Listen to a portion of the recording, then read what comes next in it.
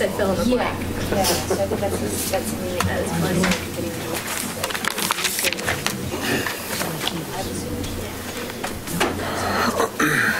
Really excited about here.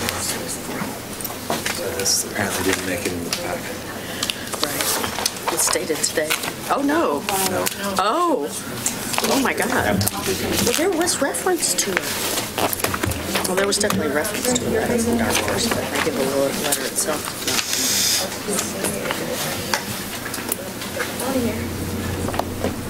Can't believe it's really here. Great. I swear his chairs. It was at her. I am. Thing that I'm supposed to turn off. Cindy actually got back. Yeah, Cindy got back. You just mean muting everything? It's less of an issue in this room, but it's probably... But actually, the bathroom. Down here. Mine's just automatic. That's great. You know, I had the volume off and I turned it back on to listen to the Planning Commission. This room now is a bigger room, so it's a little less of a concern here, other than you don't want things popping up. Okay, we are on air. Are you ready? There we go. All right, here we go. I hereby call the 2,256th meeting of the Milwaukie City Council to order. Please join me in the Pledge of Allegiance. I pledge allegiance to the flag of the United States of America and to the republic for which it stands, one nation under God, indivisible, with liberty and justice for all. First up, we have the Milwaukie High School Outstanding Student Achievement Award for October 2017, which is Annabelle Gelmetti. And Principal Mark Pender will be presenting. Thank you, Mr. Mayor, fellow council members. Good evening on this. You can't believe it's already past the middle of October. It's gone fast. I proudly bring to you Annabella Gelmetti, to you as the outstanding student for the month of October. She's got a list of things, and then she added more to them yesterday. I'll let her tell you what the things she wants to do. But as you can see, first of all, she's a 4.0 student and currently working to maintain that. She's been involved in advanced placement classes. She's also highly involved in our theater arts program as a performer in instrumental music, as well as on the stage. And then, the thespians and everything like that. One thing that she really became noted for was last, I think it was December, yes, when we had our first community bond meeting, a meeting about the design of Milwaukie High School. And Annabella made an impassioned plea to keep the building, a historic building. She has a love of great history, and was, I gave her an A on the paper.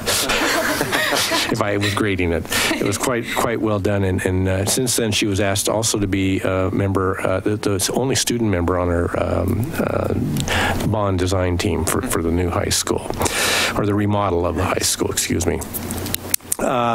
You've got the list of things that she's been involved in. I'll let her tell you a little bit about what she likes best about high school and what her plans are for college. Well, what I love about being at Milwaukie High School is that when I first got out of 8th grade, I had the choice to either go to Putnam or go to Ma. And what I love about Ma and Milwaukie High School is that they've just made it so comfortable for me there. Like, I remember going to an 8th grade meeting where all these high schools had come to talk to us, and Ma was there, and Mr. Taylor, Mr. Pender's associate, had come and found me.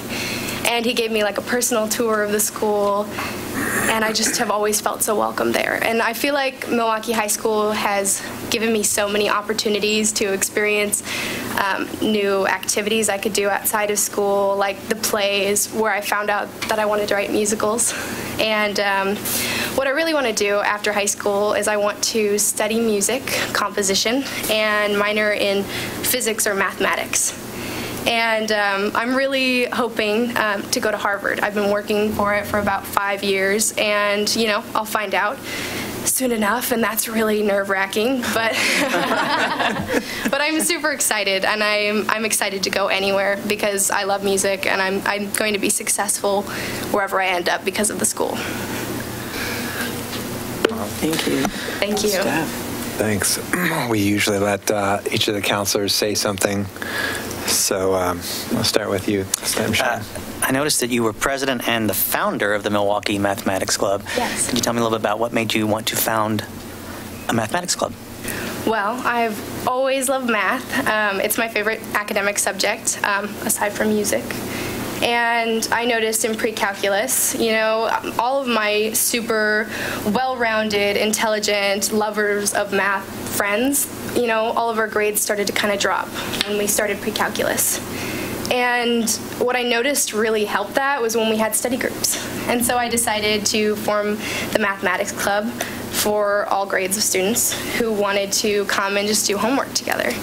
And it's been super successful. I've had a lot of students come to me with really positive feedback of just being in the environment, being around a teacher, and I try to help people as much as I can, but I also try to enforce that other people help others. So it's a study group that's there for the benefit of everybody, and it's a lot of fun. Like, we enjoy it. That's fantastic and very insightful that you noticed that this was happening and did something about it. Yeah, Good luck. Thank you. Wow. Very impressive and so well-rounded. It's kind of like, how do you find time to do all the things you do and yet continue to get a, you know, yeah, 4-point and all of that. With a theater background to some extent myself, especially community theater, you know, I founded New Century Players, a community theater in this area, and was active in California in theater. So I'm especially, you know, gratified and interested to see, you know, someone else that's done that. So you won an award and a supporting actress role. Yeah. So tell us a little bit about that. What that role was, it was for a one-act play. And it was called Daisy Won't Tell. And that was a tournament that I was a part of. And what's really cool is it's a tournament of plays. It's held annually at Milwaukie High School. And it allows, like, newcomers to the theater department and all sorts of grades and talents and lots of different people to come and kind of compete against each other in, like, in 4 one-acts. So I auditioned for any 4 of these one-acts, and I got into Daisy Won't Tell as a supporting actress. I played a maid named June. And I really enjoyed it, and I've always really enjoyed acting, and I felt like I did put a lot of effort into that role. Yeah, and I don't know how to describe it, because I feel the same way about all of the roles that I've been in, but I learned something from all of the ones that I've been in. Sorry, I'm kind of... That's awesome. Thank you. Thank you. That's great. Yeah. Angel? Sure. You know, my very first question when I was looking through your list of activities was also, how do you do it all? But now, after having met you and got to hear a little bit about just your curiosity and drive and problem-solving skills, it makes sense. And we are so lucky to have you in our community. Thank you. I see some smiling adults, and I just want to I want to congratulate the adults in your life for obviously raising such an amazing young woman. And I know that you'll have success, whether it's at Harvard or someplace else. So congratulations on everything. And thank you. Thank you. Yeah, my parents are a huge part of that. Thank you. Well, I would echo what everybody else has said. Amazing background and activities and French and saxophone and, you know, everything. I especially like that you chose to come to Milwaukie and, you know, over Putnam, and I'm glad that Ma has turned out to be such a good experience for you. That's nice to hear. I know we have several people in the community who are active in Ma on the board and stuff, but it's nice to hear it from inside, from the student perspective. Yeah, and I just, I join everybody else in wishing you the best. I also note that you're strong in math and in music, which they say there's a connection there between math and music. And, yeah, so So I think with those talents, you'll do great wherever you go. And I imagine Harvard will be happy to have you. But if not, then I'm sure you'll do great wherever you go. Thank you so much. Yeah, I was going to bring up the same thing that Lisa did. So stick with both the music and the math because they feed on each other, and you're obviously a product of that strength. I, like Shane, am really impressed that you saw the problem and you came up with a solution and you've carried it through. And now there's an institution that exists at your school because of you. Thank you. That's something you leave behind. That's very cool. So I'm very much looking forward to hearing what you end up doing with your life. I think there's a lot of potential for you to do amazing things. Thank you so much. Thank you for being part of our community. I love the community here. I really do. So the City of Milwaukie is proud to recognize for outstanding student achievement in academic, citizenship, and extracurricular activities at Milwaukie High School, Annabelle Gelmetti. Let it be known to all on the 17th day of October 2017, the City Council of the City of Milwaukie and Municipal Corporation in the County of Clackamas and the State of Oregon recognize this student as an excellent example of the bright future of this community and nation. Thank you so much.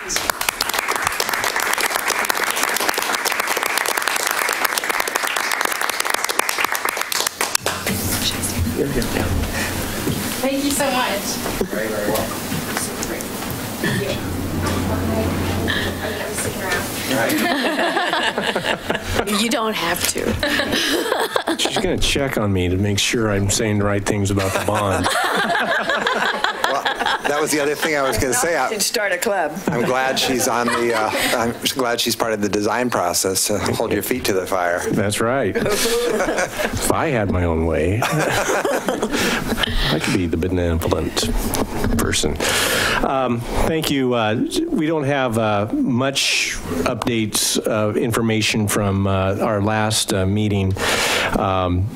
We're finalizing, I think the bidding is being finalized for the modulars. The order needs to be in by November 1st so that they can start being delivered after the 1st of March. And then I think I told you it'll take 3 months to set those up. We did 2 weeks ago have focus group meetings. We had a design team meeting, then focus groups. Focus groups are specific areas and departments within the building that then meet with the architects to design areas of the remodeled building. So for instance, the science department sits together with the architects for the specifics of what science needs. General classroom teachers, our special ed department, what the specifics they may need. Our facilities people come in with custodial technology. They meet. And of course, the admin team gets together and sits around and talks about how things are, we tweak and poke at the design and say, could this be better or not? So that process is still going on, and the timeline, as I said before, is as soon as school is finished, around June, I can't remember what the last day of school is, June 16th, June 17th, we'll move all of the furniture, books, supplies out of the building into the modulars, and abatement and demolition will take place. I did, Friday was a non-school day, and I was in the office. The general contractor was there with the abatement demolition contractors, and they say they're done in 3 months. I mean, that's once they start, they anticipate that will be leveled and gone by the start of school. So that's our hope. With that, on our website is the most up-to-date part. If you go onto the Milwaukie High website and go to the About Us and click down there, about 2/3 of the way down on that little window thing, it'll say bond information. It'll take you to the most updated things on happening at Milwaukie High. Thank you. Any questions? No questions about that, but hey, what about that football team and those girls soccer players? Oh, wow. Yeah, soccer. The girls' soccer's really doing well, and football is too. I was just joking with Ed and Zumwalt and Jim Bernard back there, I go, oh, the real school rating of a high school is out there. The football team's doing well. Yeah. The only thing I ever get asked at different places, how's your football team doing? They don't ask me, how's your graduation rate? No, they ask me, how's your football team? So we're okay. I don't think, last January, ODE did recognize us for closing the gap, and we have no gap in graduation rates between our Hispanic students and white students. We've had that for about 3 years, and so they did a specific article. So I want to brag about those kinds of things. The little things. The little things, yeah. Well, I think those girls soccer players are playing right now. But yeah, they're off. They're playing LaSalle tonight, I think. At LaSalle, or? I think here. I was just in volleyball. I was in the gym volleyball. I'm not sure. I don't know. I'll have to go back. Yeah. Well, thank you and congratulations. Thanks, Mo. Thank you. All right. Thank you guys so much. Thank you. Thank you. Bye. On tonight's consent agenda, we have the council minutes of September 5th, 2017 regular session, September 12th, 2017 study session, September 17th, 2017 special session, and the September 19th, 2017 work session.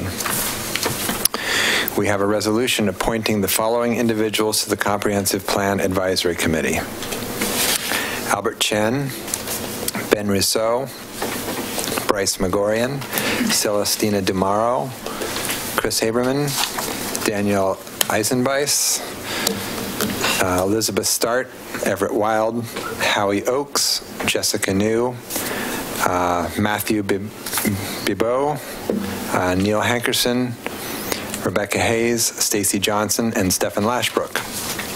Congratulations to all of you, and thank you for being willing to put in 2 hard years of very, very important work.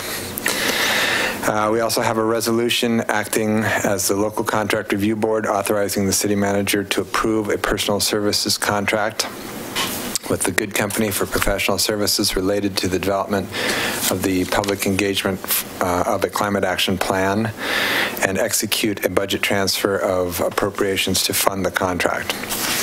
And finally, we have an Oregon Liquor Control Commission application for Foxy's located at 11094 Southeast Main Street for greater privileges. Does any member of council wish to remove an item from the consent agenda? Yes, I do. I wish to remove item C. All right. Would someone like to make a motion to... I move that we approve the consent agenda items A, B, and D. I'll second that. It has been moved and seconded to approve consent agenda items A, B, and D. All those in favor? Aye. Aye. Opposed? None heard. Passes unanimously. Let's go ahead and... Do we want to do this now or wait till the end of the meeting? I think we should probably do it now. We can All right. do it right now. So let's get into C. Okay. Do you want me to start, or did you? Well, you pulled it, so why do you want to pull it? The reason that I asked to have this pulled is because when we look at the scoring of the RFP out of the 8 contenders, the top 2 companies were separated by 0.3 points out of 100, and that's very, very close. They were also separated by a substantial amount of money between the top 2 bidders as to what it's going to cost the city. So while I'm supportive of a climate action plan and will support this contract, I did want to bring it off of the consent agenda just because I would ask that the city staff work very hard in negotiations. I understand that we're approving the ability to enter negotiations. We're not approving the contract. And to the degree that we can get some of that cost down, I think that would be very helpful to the city. That was my main concern. I thought we were authorizing the contract. That was what the staff report included, authorizing the execution of the contract. Okay. But we have no problem entering into negotiations. We're not at the point where that would be impossible if council is interested in having us try and reduce the rate. So, would you talk a little bit about the scoring? Because I think it's important to note where the second place team would have been based on all the other scoring, leaving out finance? So the evaluation team, the 5 people that were part of the evaluation team, myself, the city manager, our fleet and facilities supervisor, the climate action plan manager for the city of Portland, and Stefan Lashbrook. Yes, Stefan Lashbrook. We evaluated the proposals for 3 main criteria: the content of the proposal, the approach and understanding that the proposer took to meet the RFP, and their relevant experience and references. In addition to that, part of the RFP, we asked for a price, and we evaluated each proposal for the price. A single score was awarded for each proposal.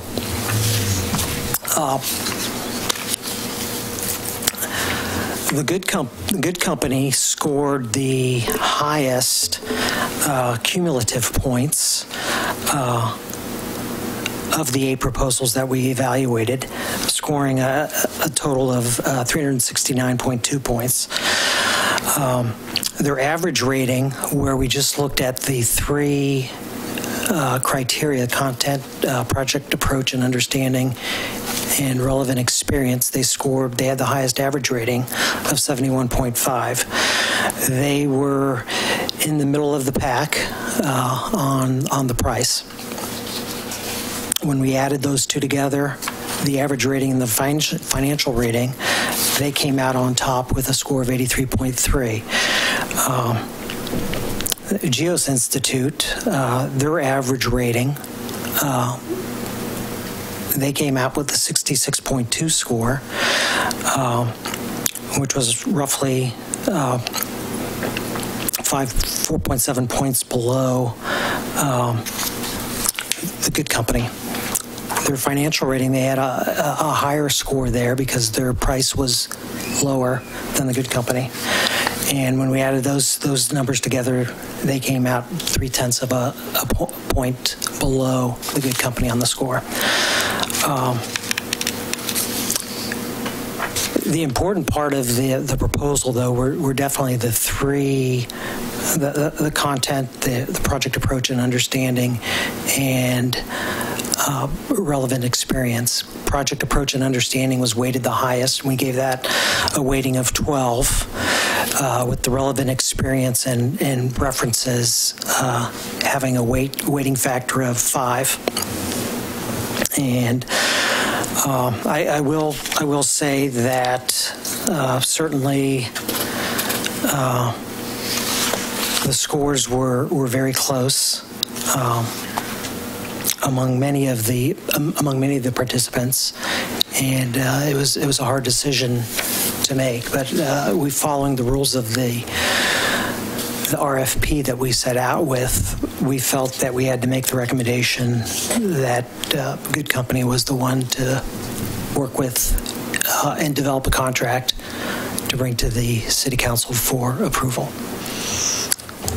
And I guess it should be noted that even though they are higher than the second place by a significant amount, they are actually lower than a couple of the bidders. So they're not like way out there in terms of the cost of their bid. And part of the discussion that Peter and I have had is how many hours we expect the company is going to be putting into the workload. And Peter had actually brought to me early on that he was concerned that some of the firms, and this is outside of these 2 that we're talking about right now, but in general, that this was going to take a significant amount of time. Part of what I had talked with all of you about last year is that we haven't had discussions around climate in the community, and we need to before we make big decisions about action items and where we're going. And that's why I actually thought the climate action plan would help us get to the outcomes we needed, not just because of the content, but because of the process. And so this contract, we believe, will reflect the hours, but we need to confirm that with them. And we need to make sure that those kind of hours are what are included in the proposal. I had actually had a discussion with Ann before we went out for proposals about the project budget. I thought we were low on that side for a project of this complexity involving a lot of community engagement.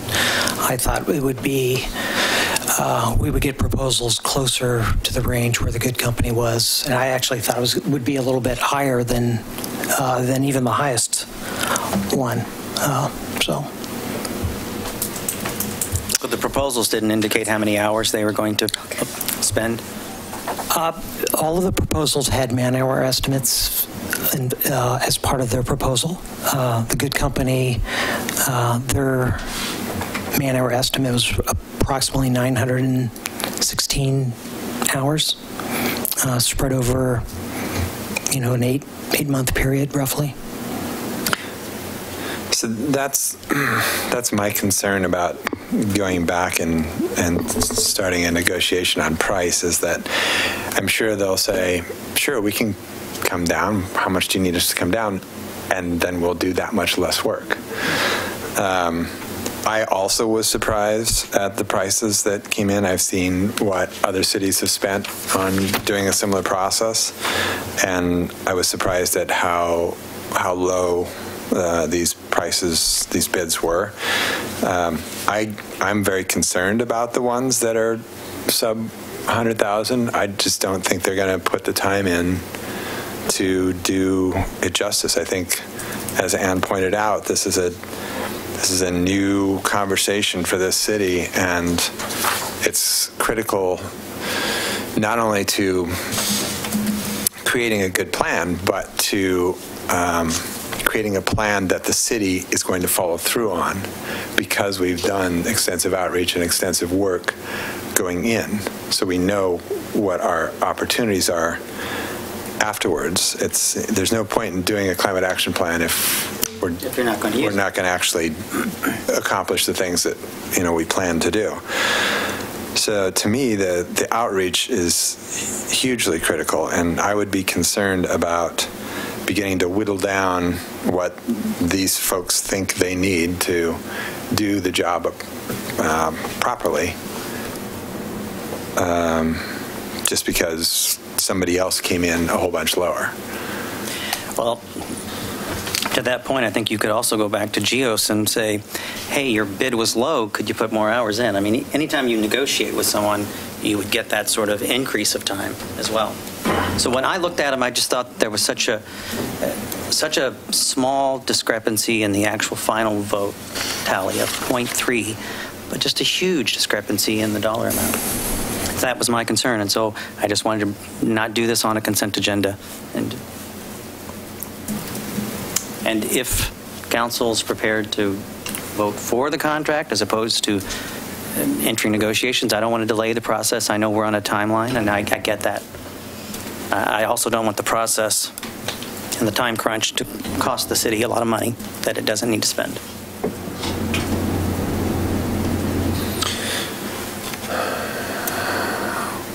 Well, but I want a quality product as well. And I should point out that, to be fair, when you look at the summary of the scores, there's really only one scorer in which there was quite a discrepancy. From a technical standpoint, the runner-up had the higher scores. Sorry? So there was one staff person whose score skewed at a higher rate, the findings. I have disclosed this to, I think, most of you, but I've actually worked with the runner-up.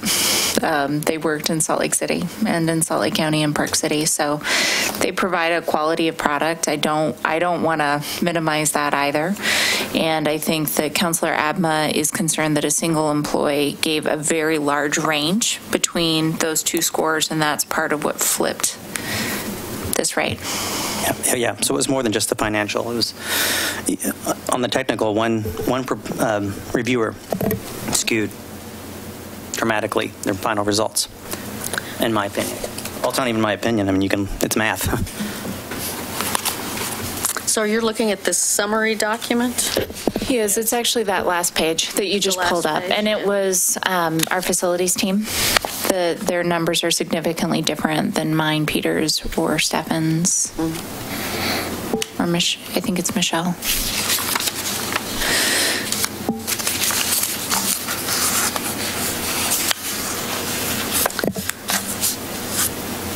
So if you, my math isn't good enough to do that on the fly. So if you eliminate that person, then it becomes a different story. And part of the question and part of why you have 5 different 5 different individuals involved in your ranking is because we all bring different expertise. I also don't want to diminish what our facilities teams brings to the table.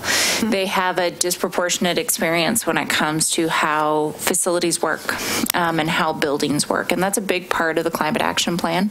They'll also be working disproportionately with this firm to me. I was involved for my historic sustainability experience, but I probably won't be spending day-to-day time and effort with them. So that's why we bring in a number of different people. And so I also am cautious to discount his very strong feelings, which are very apparent within that spread as well. And I don't mean to do that either. But I just want to point out that if we're talking about technical ability and whatnot,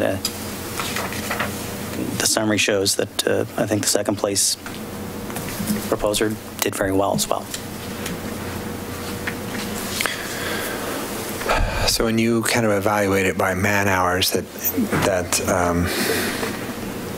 each of those two are proposing, I haven't found anything that gets to that in here. I did not provide a man-hour summary here on what the firms provided. Do you remember off the top of your head what GEOS was? I do not remember off the top of my head. The roughly $80,000 a year, and you're looking at an average man-hour cost of probably $120 an hour, $125 an hour. That's going to be probably, $60 to 64 man-hours a month of effort over an 8-month period, so about 500 plus hours, 512 hours. So about 400 hours fewer. Yeah.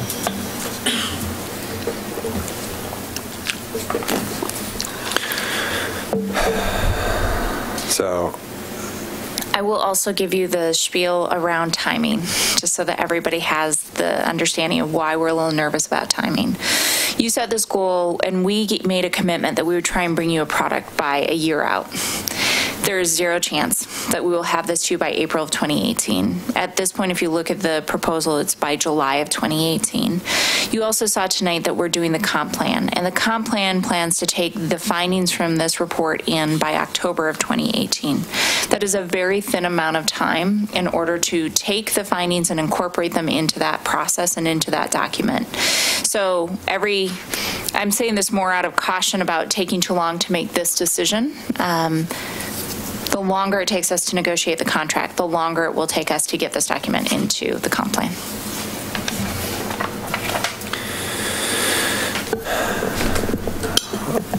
I would make a motion to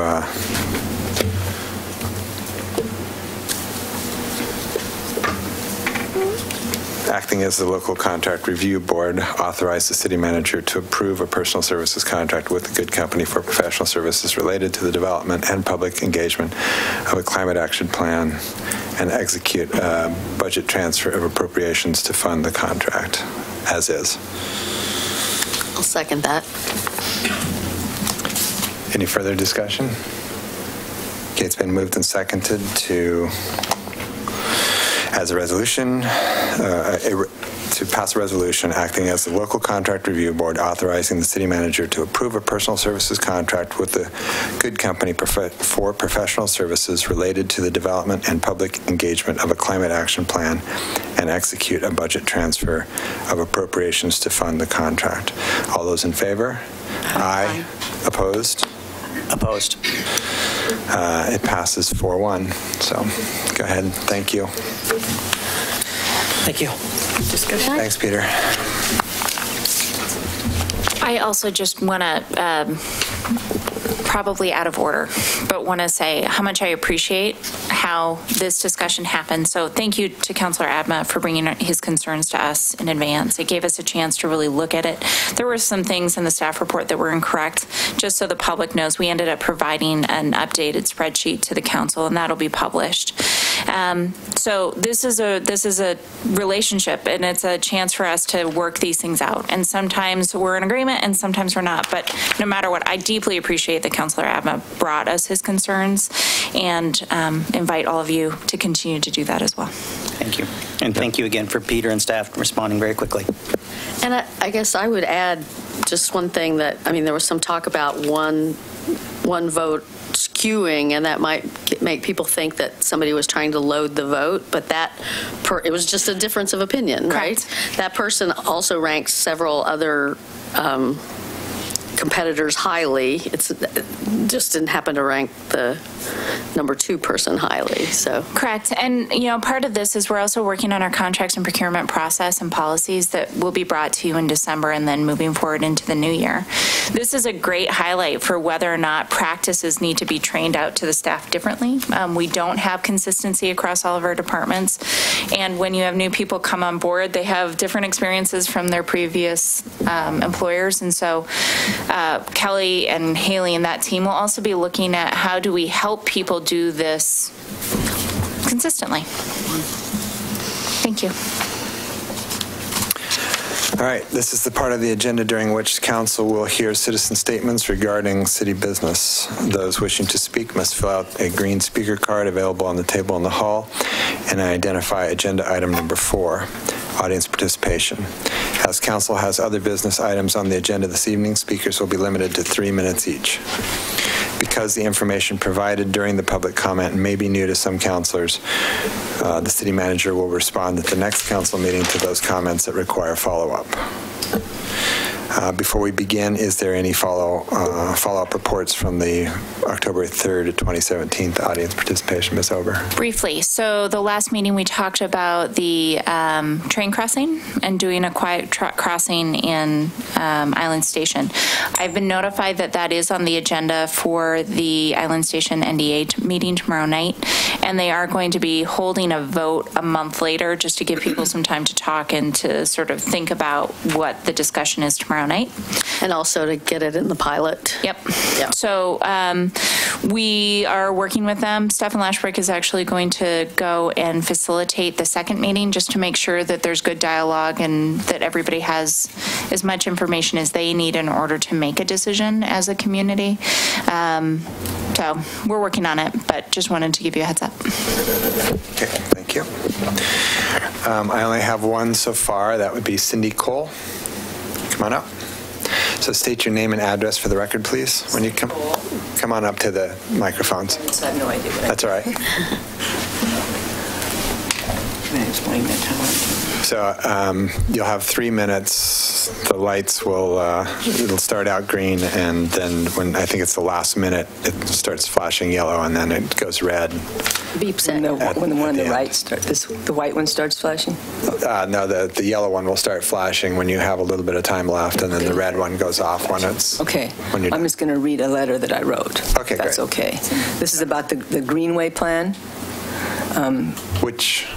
For the bike lanes and stuff that they want to put in. Monroe Greenway. So this is the Monroe Greenway, and it's the Washington Street Bulbot issue. Yes. Okay. Okay. I've lived on Southeast Washington and Milwaukie for more than 27 years. I respectfully, very strongly request that Southeast Washington, Ada Lane, and Home Street be dropped from the Monroe Street Greenway plan. I do not want bicycle traffic increased on my street.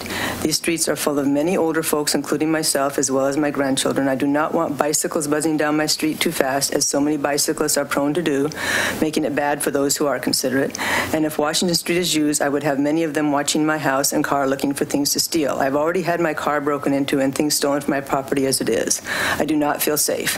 Also, we have enough trouble with cars traveling down Washington Street far too fast as it is. With both cars and fast bicycles included, it makes it a very undesirable and unsafe setup for my currently nice street. And where will people walk? There are no sidewalks for a couple of blocks to the east from 42nd. Adding bicycles to the cars, where will people walk?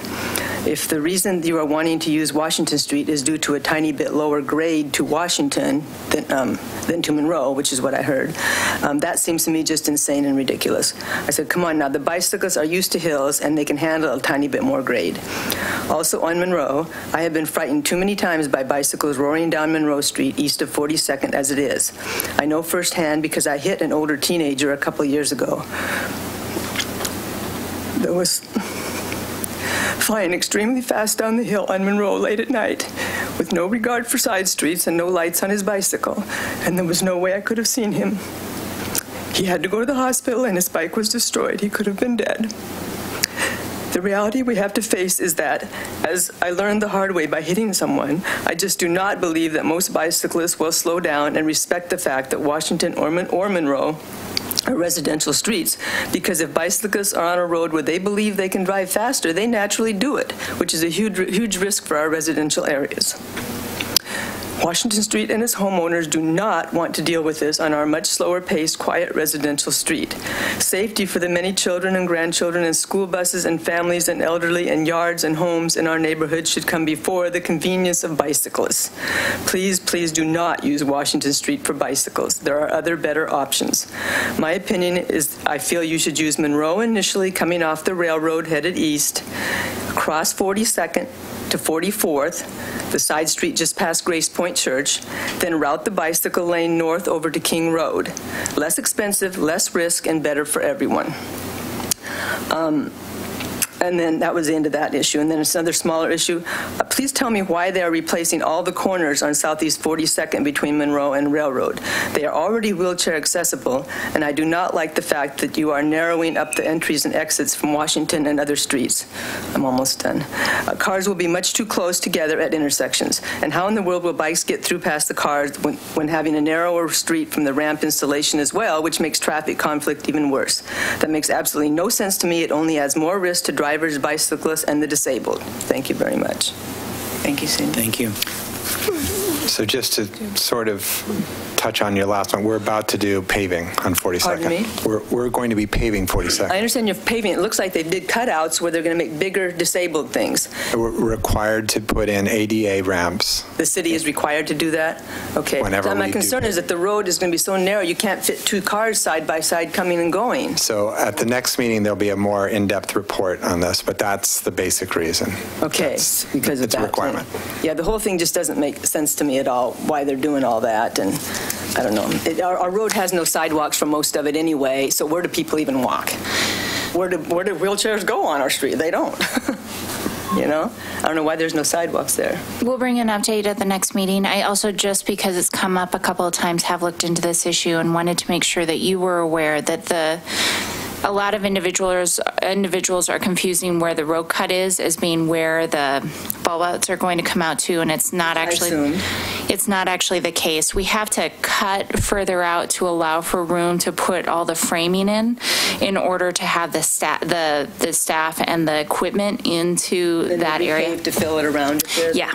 So that cut line is not actually the bulb out line. It's simply the construction area line. But we'll get you more information at the next meeting. Okay. And is there any place I can get information about when I know there's something going on with a meeting that I can talk about it, or what? You can come to every public meeting that we have. But I don't know what's your subject. Is it posted somewhere? So we do. We post them on the internet, but we'll talk. Actually, I'm going to see if maybe Chuck or Jennifer can go out with you and talk just for a minute about this project in particular, since that is their expertise area. Okay. Thank you. Thanks for listening. Thank you. Any more? No more. Nope. No. These are all for the hearing. Yeah. Okay.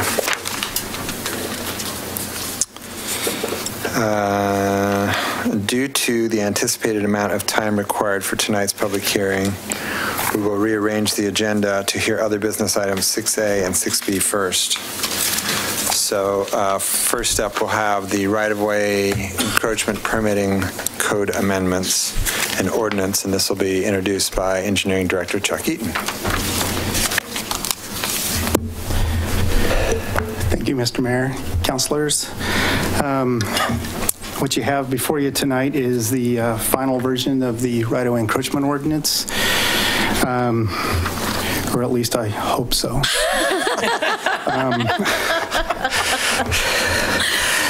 So we've talked about this several times in the past.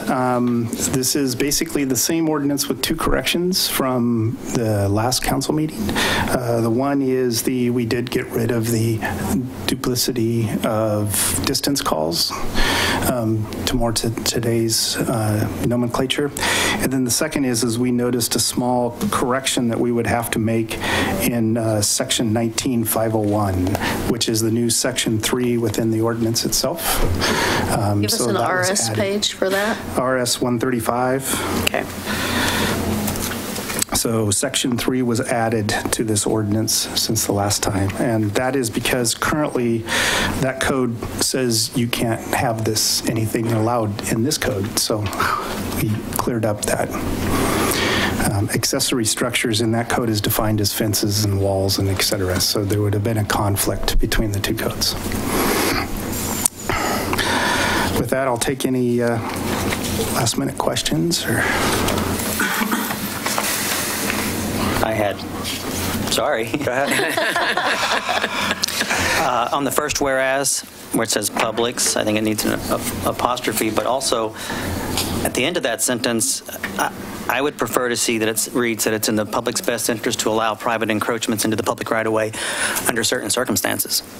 Because I think when you say it just as though it's a given, it sounds like it'll always be the case. And yeah, it is a little broad. More of a wiggle room if we're talking about requiring a permit for such a thing in the first place. So I would just add that final under certain circumstances to that first whereas. I like that personally. It certainly sounds reasonable. That's it? Well, in section 2 at the bottom, supersede needs a D on it, superseded. With that, I'll stop my nitpicking. Oh, yeah. We're glad you can't help it. I'm very sorry. There's no passive voice? Don't start. You know, I like math, right? Not English. So. You do a fine job, Chuck.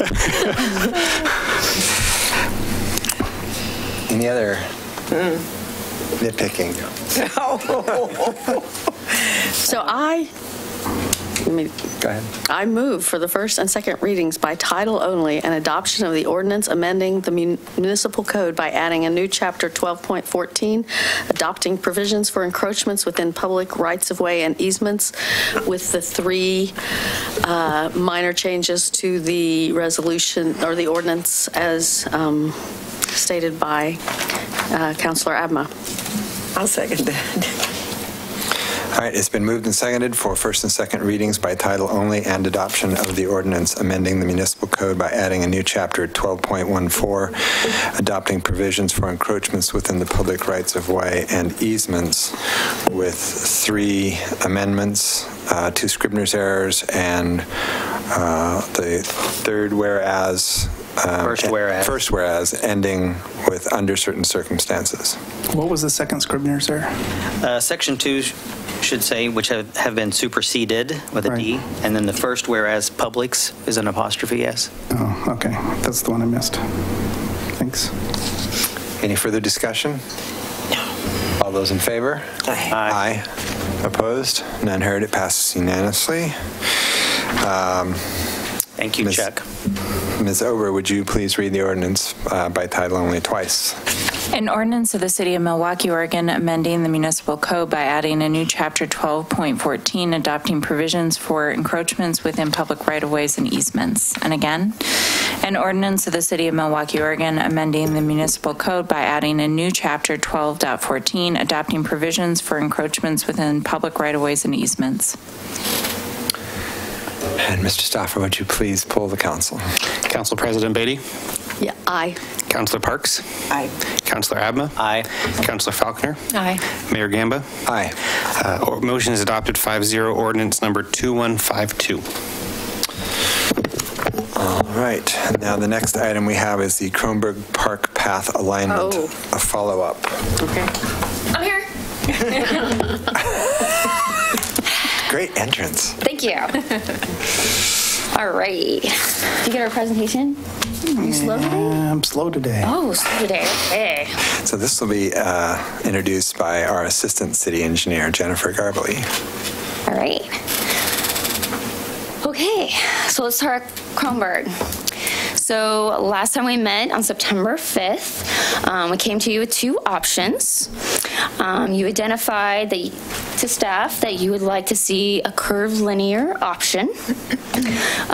Keep cost in mind. Also protect the trees if we can to eliminate that. So we've got option 1 back on the table, because we can always go back to that, and then 2 new options. It's doing something really weird. First thing I want to bring up. Why is it going to that? Or forget it. Describe it. So, another thing that came up is the railings. What type of railings are we going to use? So we went back, looked at the bridge, the existing railings that connect to that bridge. So we've added that into the design so we can, it's a little bit higher cost than we were looking at before. Not a big deal. So our cost that you have right now is kind of like our worst case scenario. It's our high end. We didn't want to assume we were going bare minimal, but it is the high end on that. So, the 3 options, you guys each have a picture. Option 1 is that first that you saw on September 5th. Your Option actually 1.2, so we reduced the amount of fill in the area. Option 3, that is our new curved linear. The difference between 1 and 2 is you're going from an 80-foot span to 20-foot spans. This changes how we construct the actual bridge. It allows us to do a curved linear a little bit easier, but it also allows us to do smaller style footings. You don't need as big of a footings because you're holding a smaller span. It's gone. This cost also is using a concrete foundation. We have options we can look at to possibly reduce costs when we get into engineering as a potential, but we got to get into engineering before we can actually go down that route.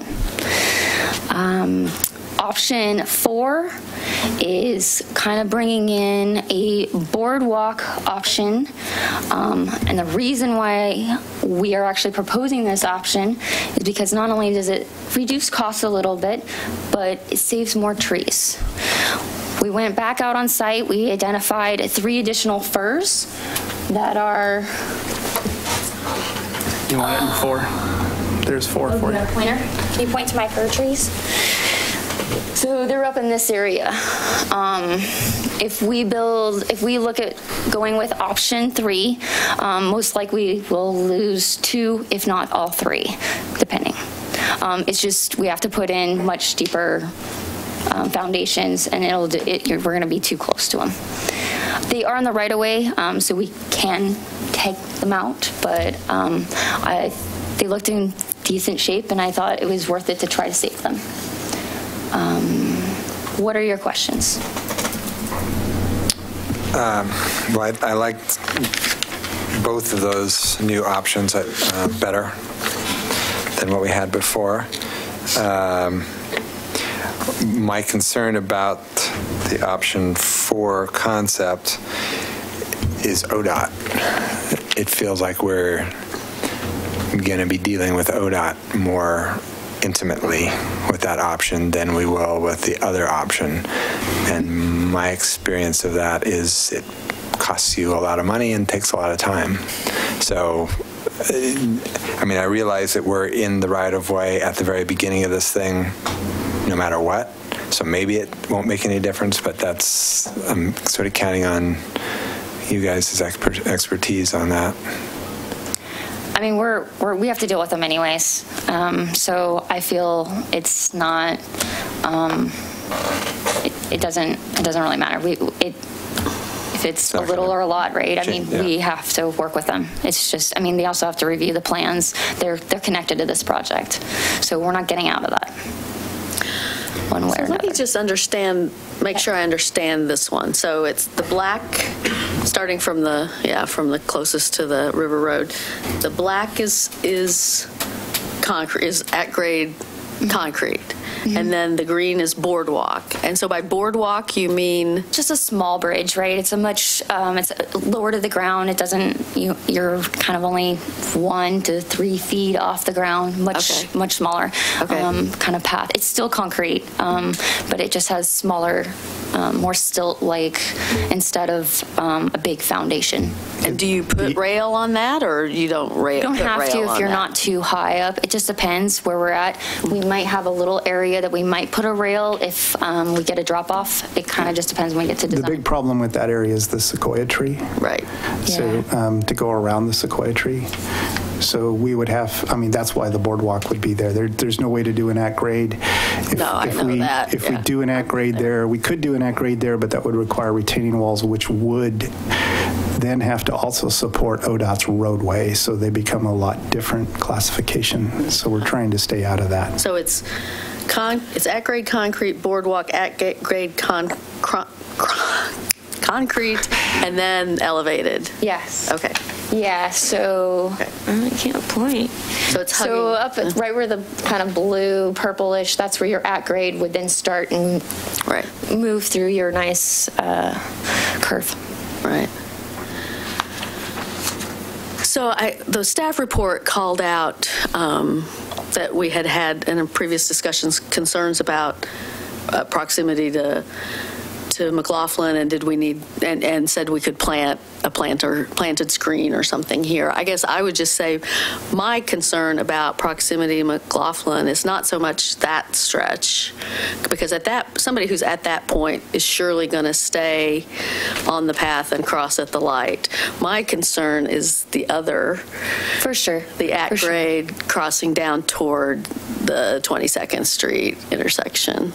Just today, a little further down, I was turning in front of the sewage treatment plant, and a guy walks across McLaughlin right there by the sewage treatment plant entrance, mid-block. That kind of stuff happens all the time, and I guess so.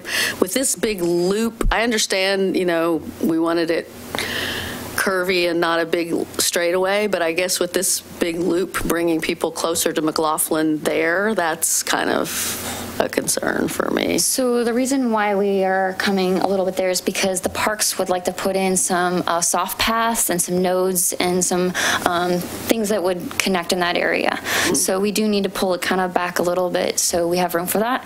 And we have a little room where we could possibly encroach on that after we talk with parks and their plan. And that is part of the approved master plan that you guys approved for this park. Right. I remember that discussion. And to come all the way so that they could get their vehicles. Oh, they want to take a car, but didn't ODOT say no or something? That there would be no access. We will have maintenance capabilities to access this property. They have to allow us that capability, and that conversation has already happened with ODOT. But our access is going to look very minimal, so it's not just everybody feels it's a driveway to pull on. Right.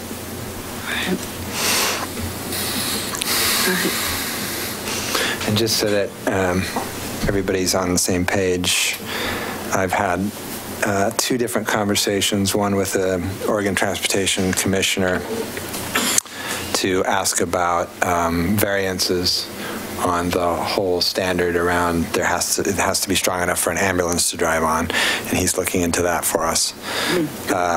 And then the other one is a conversation with the Metro Trails guy, who was the person that helped us get the last funding on the bridge connector. And we're in the process of setting a meeting. Has that not happened yet? It's this week. It's this week. So we'll be meeting with him. He wants to understand better what the concept is and what the costs overages are. And so there's an opportunity for some additional funding. Well, and we also talked in the staff report at the very end about how you can fund this internally if you want to. That is, again, worst case in terms of not finding outside funding, not finding alternative sources. But we wanted to make sure it was really clear that there is a way for you to do this internally, but there is something you give up.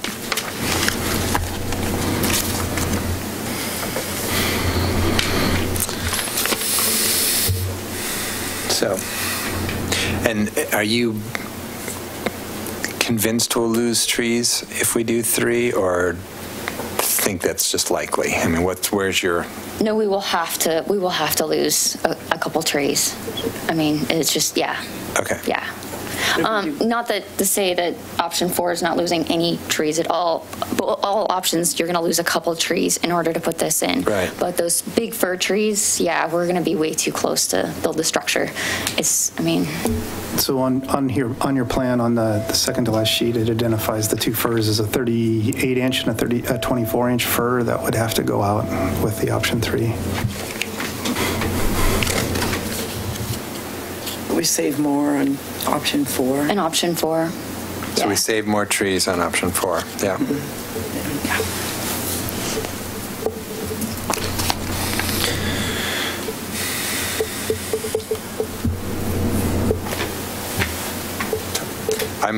Like I said, I am fine with either one of the options. So. Well, and option 4 is cheaper than option 3. It is. It's a little bit less structure.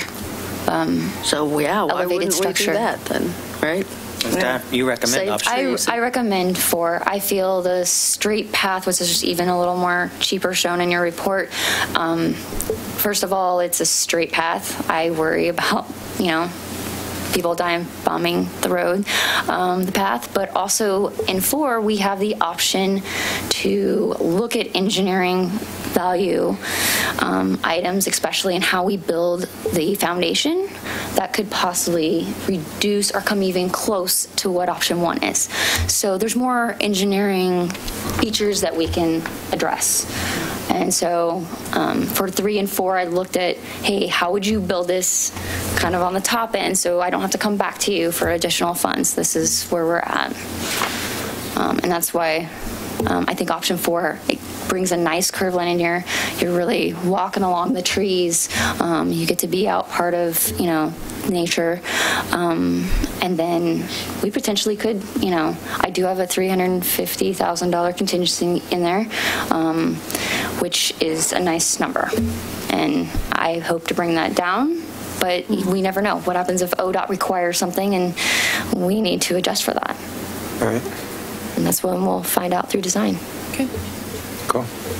Option 4? Option 4. All right. Option 4. All right. Option 4 it is. Thank you for your work. Thank you. Thanks very much. Great Thanks work. very much. Yeah. Thank you, Chuck. All right.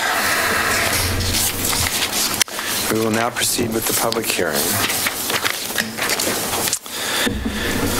Appeal of the Planning Commission's decision to approve variance applications, Project Galaxy DR-2017-001 and VR-2017-007. The public hearing on the appeal of the Planning Commission's decision to approve the variance applications, file number DR-2017-001 and VR-2017-007 is called to order. This hearing will be based on the same evidence on which the Planning Commission made its decision. The council will hear arguments about how the case will be decided, but those arguments must rely on the evidence presented to the Planning Commission.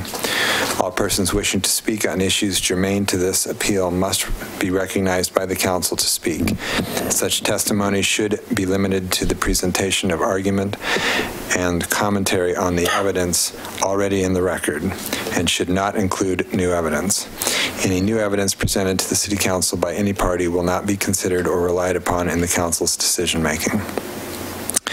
Please keep in mind when providing public testimony today. Please keep this in mind when providing public testimony today.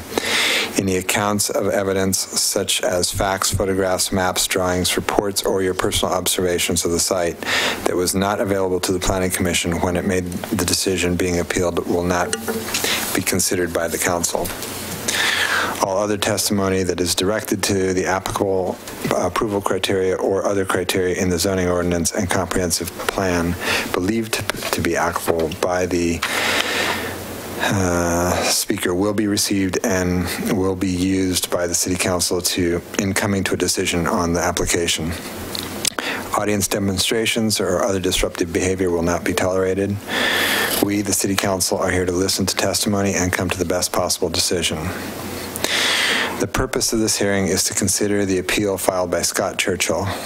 The appellant has requested that council reevaluate the evidence and testimony that pertains to the development of the proposed 5-story mixed-use development at 2036 Southeast Washington Street. Specifically, the appellant states that the variance to the required 6-foot step back in subsection 19.304.5.B.2 was not granted properly by the Planning Commission. The applicable standards to be considered are the zoning ordinance subsection 19.911.4.B, type 3 variance approval criteria.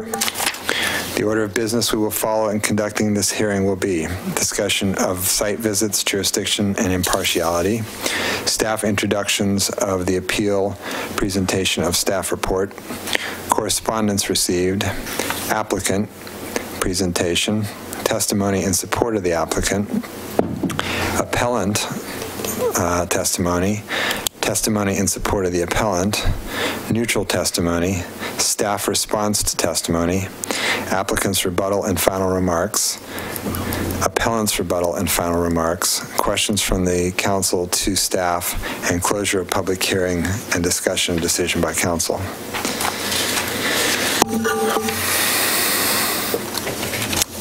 The applicant has the burden of proving that the application complies with all relevant criteria of the comprehensive plan and zoning ordinance. The city is in receipt of the appeal, which identifies the issues and the reasons for the appeal. All testimony and evidence must be directed toward the applicable substantive criteria.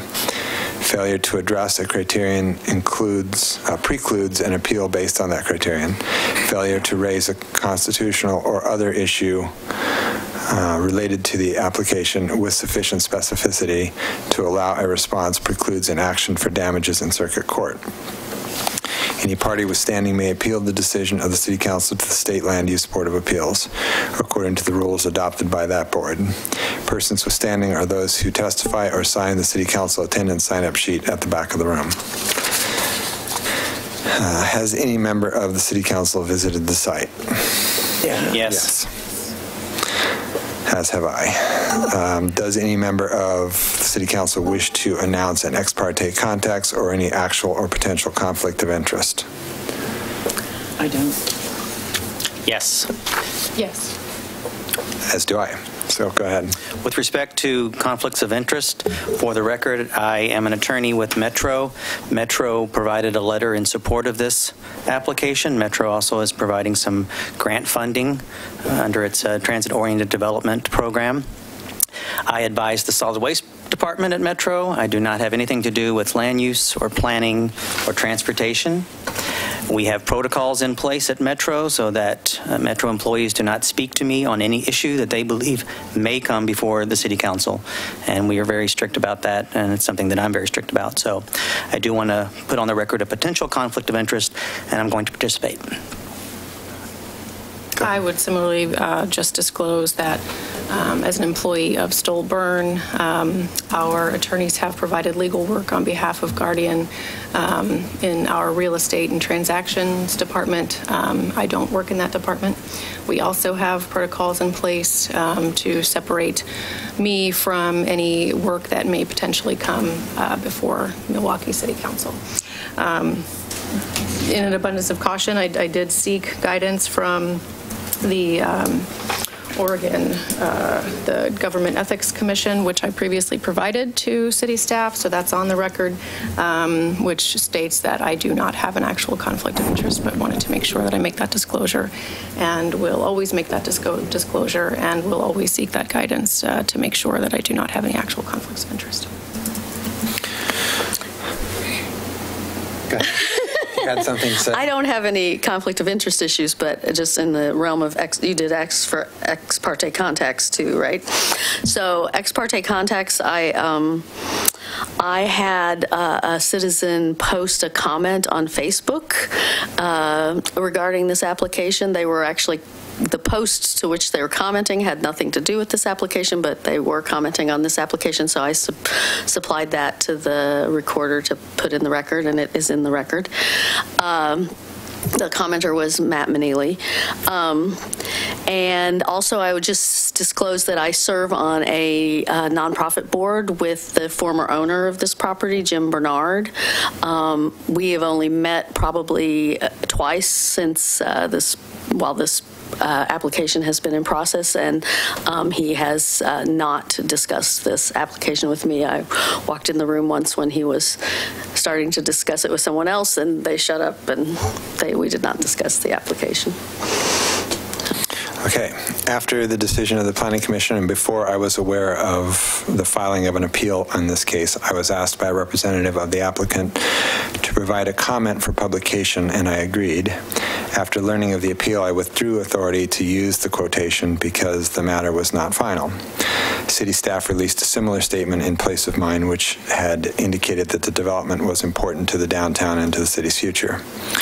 My statement was not based on judgment about the exhibits and testimony in the record and reflected no prejudgment determination about the issues on appeal. It was rather a general expression of optimism about the future of our community and the effectiveness of our policies. Because I hold no bias one way or the other about the facts and issues in this case, I am comfortable participating in the decision. I will vote based only on the evidence and the criteria presented to the City Council. Mayor, I would also ask for Tim Remus to have a moment. Mr. Mayor, I'd like to enter into the record the fact that on unrelated matters, our firm has represented Guardian Real Estate, the principal in this application. We have not represented Guardian on anything related to this particular application and have represented only the city. We have made written disclosures of that representation and obtained the consents that are required so we can participate in the case, and we'll continue to represent the city. Thank you. And those are on the record and have been sent to all of council.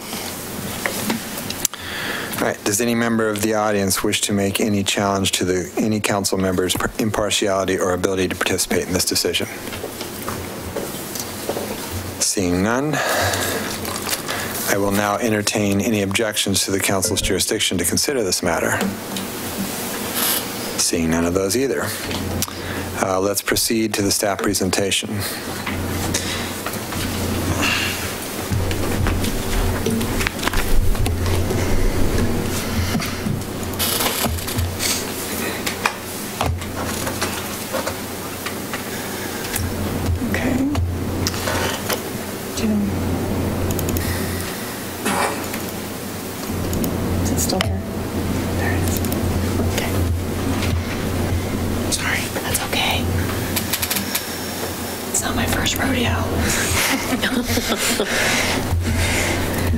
Good evening, members of council. My name is Vera Coles. I'm a planner with the planning department, here to present the appeal land use application. The project site is located at 2036 Southeast Washington Street and has additional frontage on Main Street and 21st Avenue.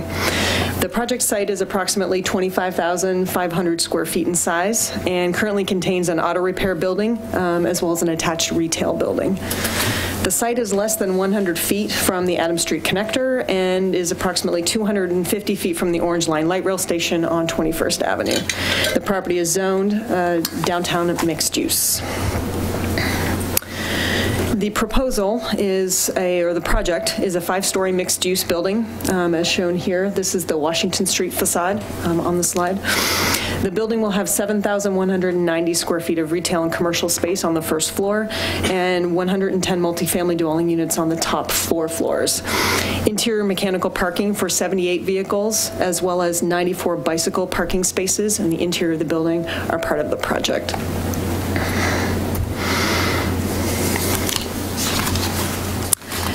An outdoor rooftop terrace is proposed on level 2, and I will sort of, if I can get the mouse to show up, it's not,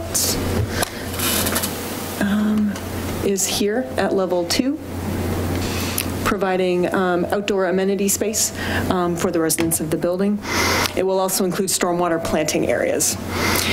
In order to receive the height bonus for the 5th story, the 4th story bonus was received by including an additional story of residential. The 5th story, the applicant is proposing Green Globes certification for the building, and the Green Globes checklist was included as part of the Planning Commission packet and was made available to the council as well.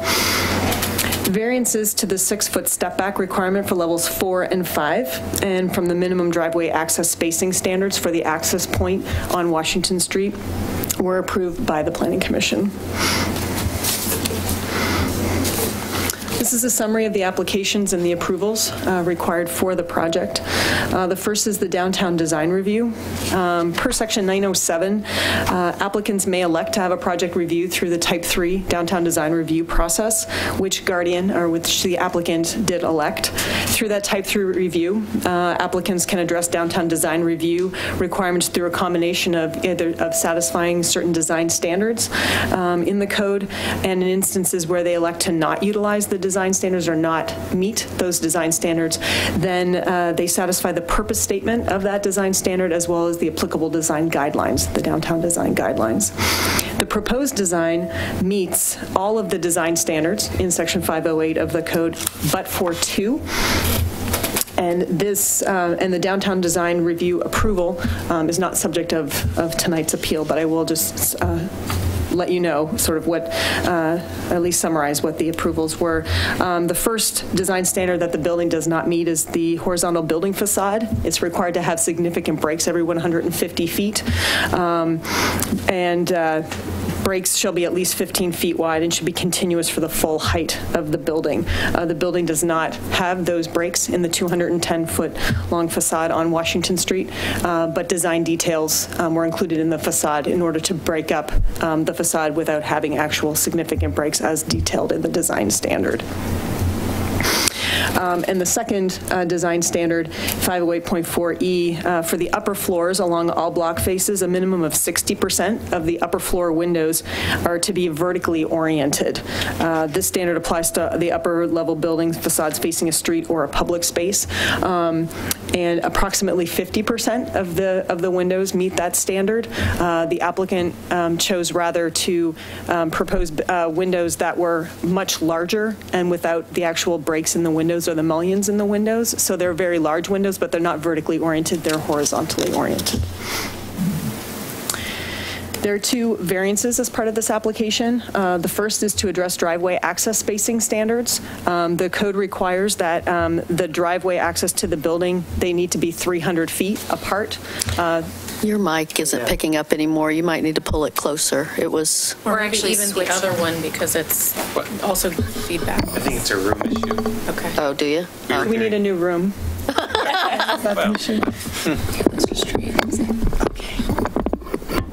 What if I break this one too? The code requires a 300-foot spacing. It's a PA system okay. in the room. Okay. We're still picking up on air, but it's just in the room, and Carl's adjusting it. Okay. Thank you, Carl. The variance is required because the access to the building is mid-block between 21st and Main Street, which is about 150 feet rather than the 300 feet. But it's a mid-block driveway access, so the variance was required in order to allow for that access point.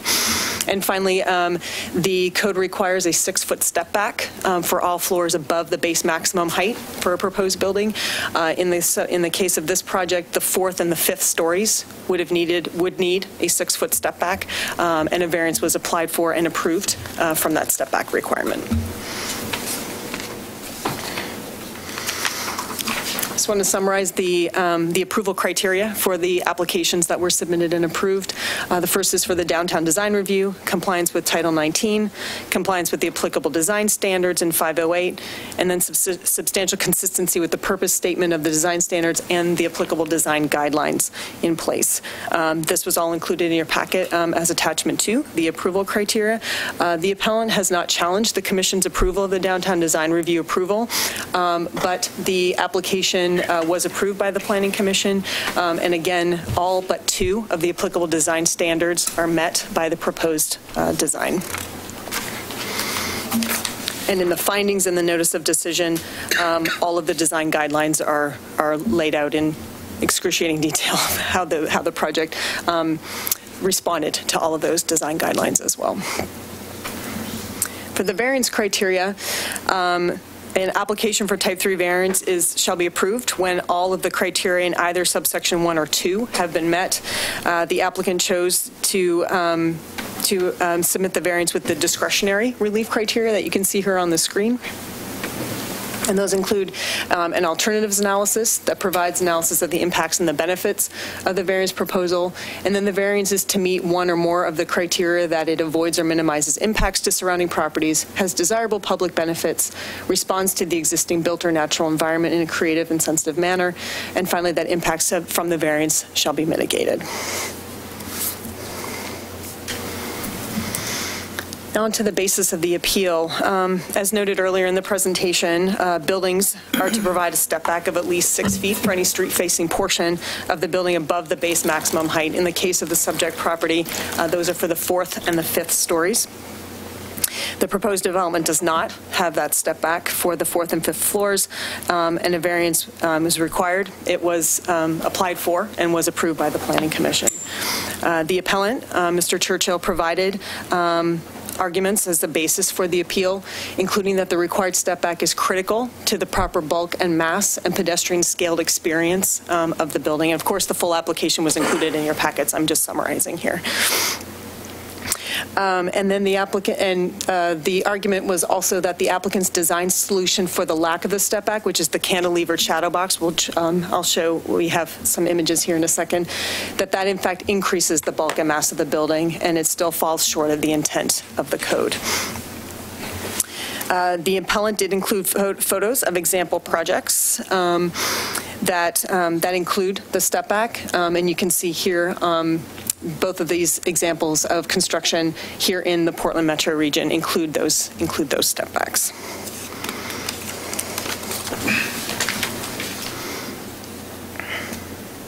The appellant has challenged the Planning Commission's decision, but does not in the appeal language itself or in the application does not identify the specific criterion being challenged. It seems the variance itself is being challenged, but I don't know exactly which criterion of the approval criteria are being challenged. Regarding those approval criteria, the Planning Commission findings, again, included in the notice of decision, the findings state that the variance is reasonable and appropriate, and that design measures were taken to address the bulk and the mass of the building in multiple ways, not just the cantilevered shadow box. No impacts to surrounding properties were identified through the process or through the findings in the decision. And again, this is the Washington Street facade, and you can see the shadow box effect that has been proposed, as well as the vertical bay windows that are projecting as well. So there is, and as the Planning Commission found, there is, I guess, what we call the push-pull of that facade. That it's not a flat facade. That there is relief within the facade itself. It also the design also includes a change in materials that creates a base, middle, and top vertical facade. The findings also indicate that, again, that additional shadow box on the Washington Street facade that was added for the second hearing in September. that additional shadow box was included, further reducing the perceived bulk of the building and adding additional relief to the facade. The 5th floor is differentiated to be more compatible with the surrounding environment, including for the perceived height, with that mix of materials, the deliberate use of that cement shadow box paneling, as well as the wood paneling, and then that top cornice, which is very deep. It's 48 inches deep, so it creates that top roof over the building as well to reduce the perceived height of the building. And again, this is all detailed in the findings in the application.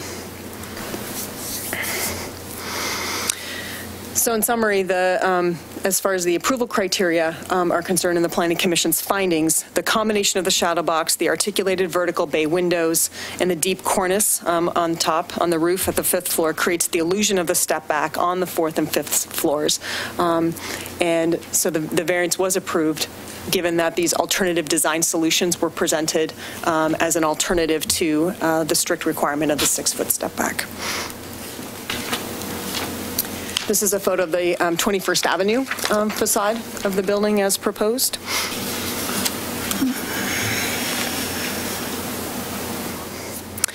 The Planning Commission findings detail how the proposed development addresses multiple aspects of the downtown design guidelines, including Milwaukie character, pedestrian emphasis, and architecture. Each of the guidelines contains numerous aspects, many of which address compatibility and integration into the surrounding neighborhood, as well as reinforcement and definition of the pedestrian environment. The Planning Commission found that the proposed design meets all of the applicable standards and design guidelines within the Downtown Design Guideline Handbook. This is an illustration of the proposed Main Street facade, just next to the Bloom Garden Center building there at the corner of Washington and Main Street. So again, you can see the vertical bay windows, the cornice, as well as the cantilevered shadow box detailing on that facade as well. So the shadow box and the cornice and those vertical bay windows, those details are on all 3 of those facades, the street-facing facades. Notice of the appeal was given to the following agencies and persons: property owners within 300 feet of the property, the appellant, the applicant, the Historic Milwaukie Neighborhood District Association, as well as all interested parties as part of the original Planning Commission hearing as well. We received comments, and they were all made available to you. From Elvis Clark from the Ardenwald neighborhood submitted comments in opposition. Matt Manili, again, in opposition to the approval of the variance. That was the comment that was on Councilor Beatty's Facebook page. Megan Gibb from Metro submitted a letter in support of the application. Jay Wallace Walker is a business owner and property owner just about adjacent to the property. Submitted a letter in support of the application.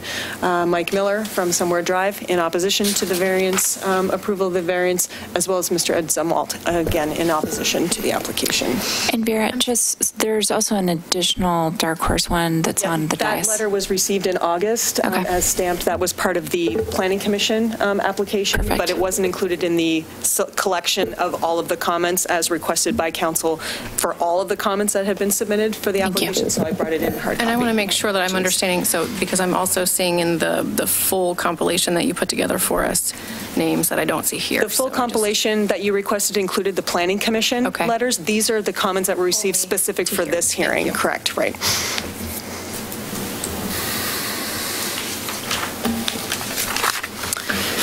The Planning Commission approved the land use application with conditions as detailed in the notice of decision that has been made available to you in attachment 3 of the staff report. Staff recommends that the council affirm the Planning Commission decision. The final decision on this application must be made by October 20th. That's the 120-day rule in accordance with the Oregon revised statutes and our zoning ordinance as well. The applicant may waive the time period in which the application must be decided. However, Oregon state law requires that a final local decision be made within 120 days of complete application. Again, that's the October 20th date. Applicants always retain the right to postpone the decision or to waive the 120-day rule, but they are not required to do so.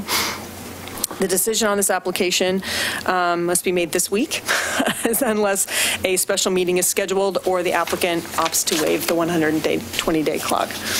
And so your decision-making options are to affirm the decision under appeal with the existing findings of approval that were as part of the notice of decision from the Planning Commission. You can vote to affirm the decision under appeal with modified findings of approval that will need to be made part of the record. You can continue the hearing to a specific date. Again, just a reminder that October 20th is the 120-day deadline. Or you have the option to reverse the decision under appeal with new findings supporting denial. And those two would have to be read into the record as well. I'm happy to answer any questions. Did it always have a shadow box and then another one or more than one was added later, or was the shadow box? The shadow box on the Washington Street facade was added after the August 22nd. So the first public hearing with the Planning Commission was August 22nd. It was continued to September 12th. In that interim, the applicant submitted a revised drawing, which was the Washington Street facade, and that included that that shadow box detail, the larger one. Okay. Over the door, yes. Thank you. That was added. Any other questions for staff? No, at this moment. All right, so if the city has received any correspondence on this matter other than those items included in the packet, staff will read a brief correspondence into the record. Other items will be summarized and identified by date and the name of the sender. Have we received any additional correspondence on this matter? No, you have everything in your packets. Okay. I will recognize those wishing to speak, and any questions should be addressed through me. When you come to the podium, state your name and city of residence for the record. Presentation times for all speakers will be limited. The applicant, appellant, and the representatives of the groups will be limited to 15 minutes. Individuals will be limited to 3 minutes. To those of you speaking, please confine your remarks to the relevant criteria, avoid repetition and irrelevant information, and avoid presenting new evidence that the council cannot consider. If additional documents or evidence are provided by any party, the council will not consider or rely on such evidence in rendering a decision on this appeal. Evidence means facts, documents, data, or other information offered to demonstrate compliance or non-compliance with the standard believed by the proponent to be relevant to the decision. Do we have anyone who wishes to speak in support of the application? The applicant will have 15 minutes.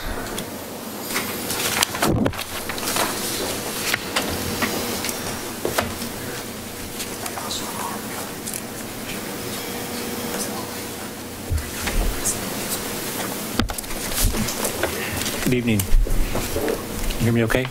Yeah. Tom Brennicky, the applicant, Guardian Real Estate Services. Thank you for your time this evening, Mayor Gamba and city councilors. Guardian's a Portland-based company. We've been in business a number of years. I grew up in the city of Milwaukie. I wanted to make that note as well. We have a track record of success owning, developing, investing in and operating multifamily properties in the area, Portland and Milwaukie, actually. In 2016, we set forth a plan to create a quality project, one that would serve as a catalyst for the downtown neighborhood and bring the much-needed housing into the area. Downtown Milwaukie has excellent potential. We've been pleased with the support from the city staff and the reception we've received. Very helpful and informative, a sharp contrast to other cities we've been working in. A $30 million development relies heavily on market forces. Cost of construction, cost of capital, market demand, and rent potential, just to name a few. Market fundamentals in Milwaukie have only recently begun to support new development. Construction costs and achievable rents have been the most significant impediments to date and still pose a challenge to this project. Over the past year, we've worked closely with city staff, design and landmarks committee and planning commission to achieve a design that meets the standards and intent while remaining economically viable. City staff recommended approval of the project and the variance request. The planning commission voted 5-0 unanimously to approve the final design. I urge you to support your city staff and planning commission this evening by denying the appeal and allowing the project to move forward. I'd like to introduce Kurt Schultz, Sarah Architects, our project architect. Thank you very much, Tom. We're really pleased to be here tonight. My name is Kurt Schultz. I'm with Sarah Architects in Portland, and we've been delighted to work on this project with Guardian and with the City of Milwaukee staff. They've been extremely helpful to us. I want to show you tonight to the mayor and the city council our proposal for the Milwaukie mixed-use building, which is a transit-oriented development at 2036 Southeast Washington Street for Guardian Real Estate Services. I want to begin by saying the Milwaukie zoning code is actually a really good development code. We work in a lot of jurisdictions, and I think it's very well written. It allows for flexibility, which is important for teams, by giving you the choice to either use prescriptive standards, which doesn't require any public hearings, or go through a Type 3 downtown design review process that allows the applicant some flexibility to create potentially an even better project.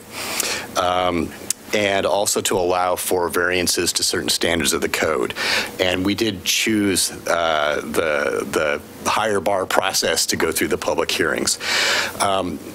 Again, our goal is to really create an exceptional project for downtown Milwaukie that is highly sustainable and will be something that you'll be proud of over time.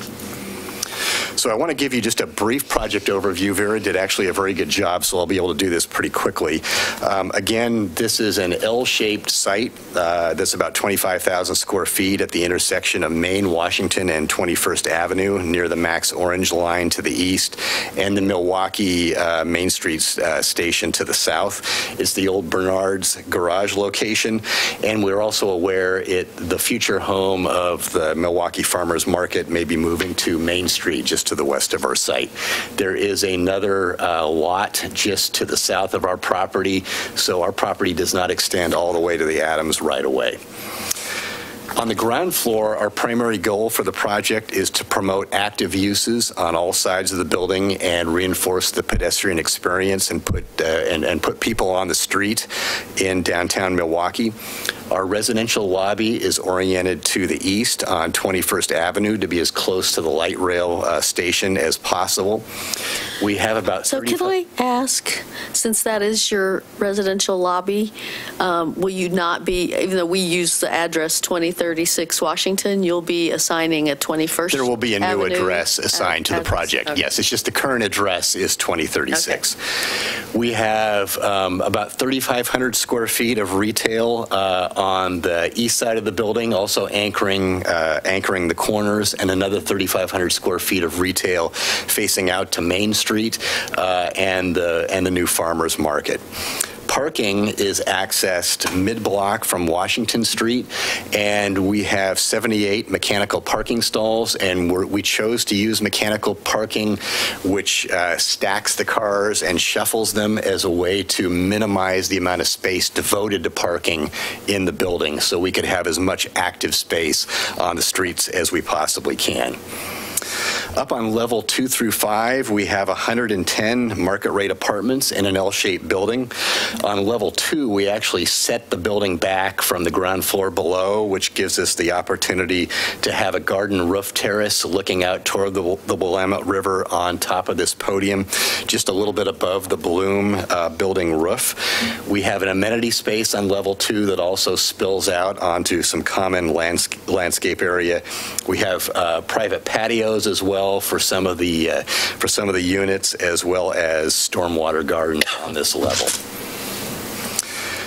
I'm sorry. Can you go back? All right. So that it bothered me when I was looking at the design drawings we got too, that there's that thing in the next to your common area landscape terrace, and then there's a thing that looks like a table or something. What is? And there's an arrow, and whatever was describing it got cut off. All of this is roof terrace. That actually is a kind of a community dining table that we're building custom designed up on that roof terrace as part of the common outdoor space on the roof terrace. So our common outdoor roof space that's accessed through the club room includes barbecue areas, a trellis, community seating, a community table, and then there's private open space for some of these units as well. On the upper floors, again, through the whole building, we have about 58 one-bedroom units, 8 two-bedroom units, and 44 studios for 110 units in total, and we are proposing a 5-story building.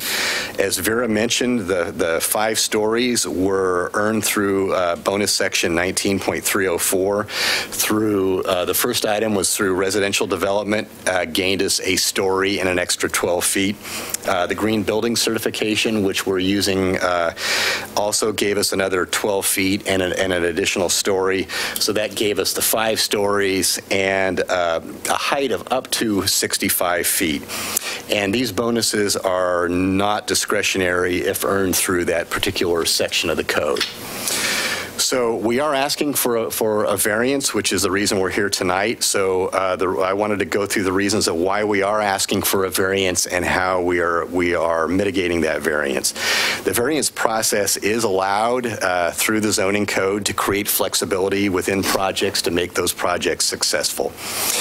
The code would require a setback of 6 feet on all building street facades, so it would be required on Main, Washington, and 21st. It would not be required on the non-street frontages.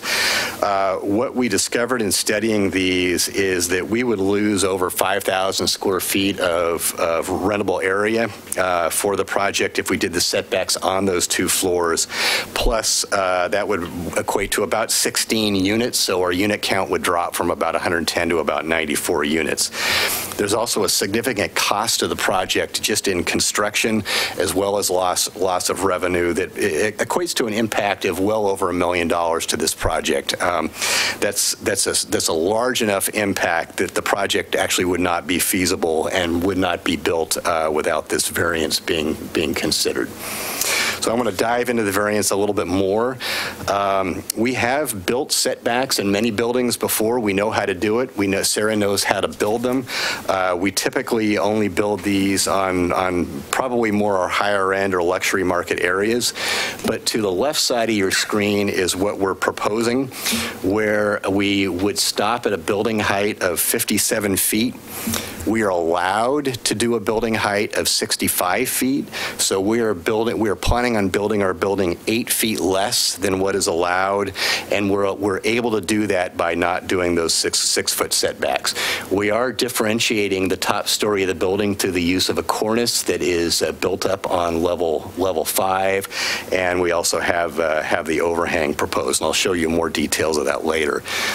The right side of the screen shows you a setback on only 1 story. Now, we would be required to do that on 2 stories if the variance wasn't granted, but it's easier to show it if it's blown up.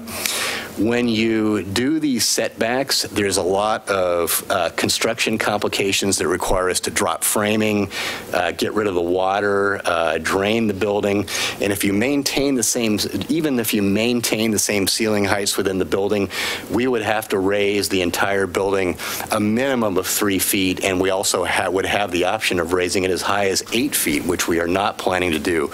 So by not doing the setback, it allows us to keep the building lower and more constrained and avoid the added construction costs and complications and water intrusion issues of doing the setback itself.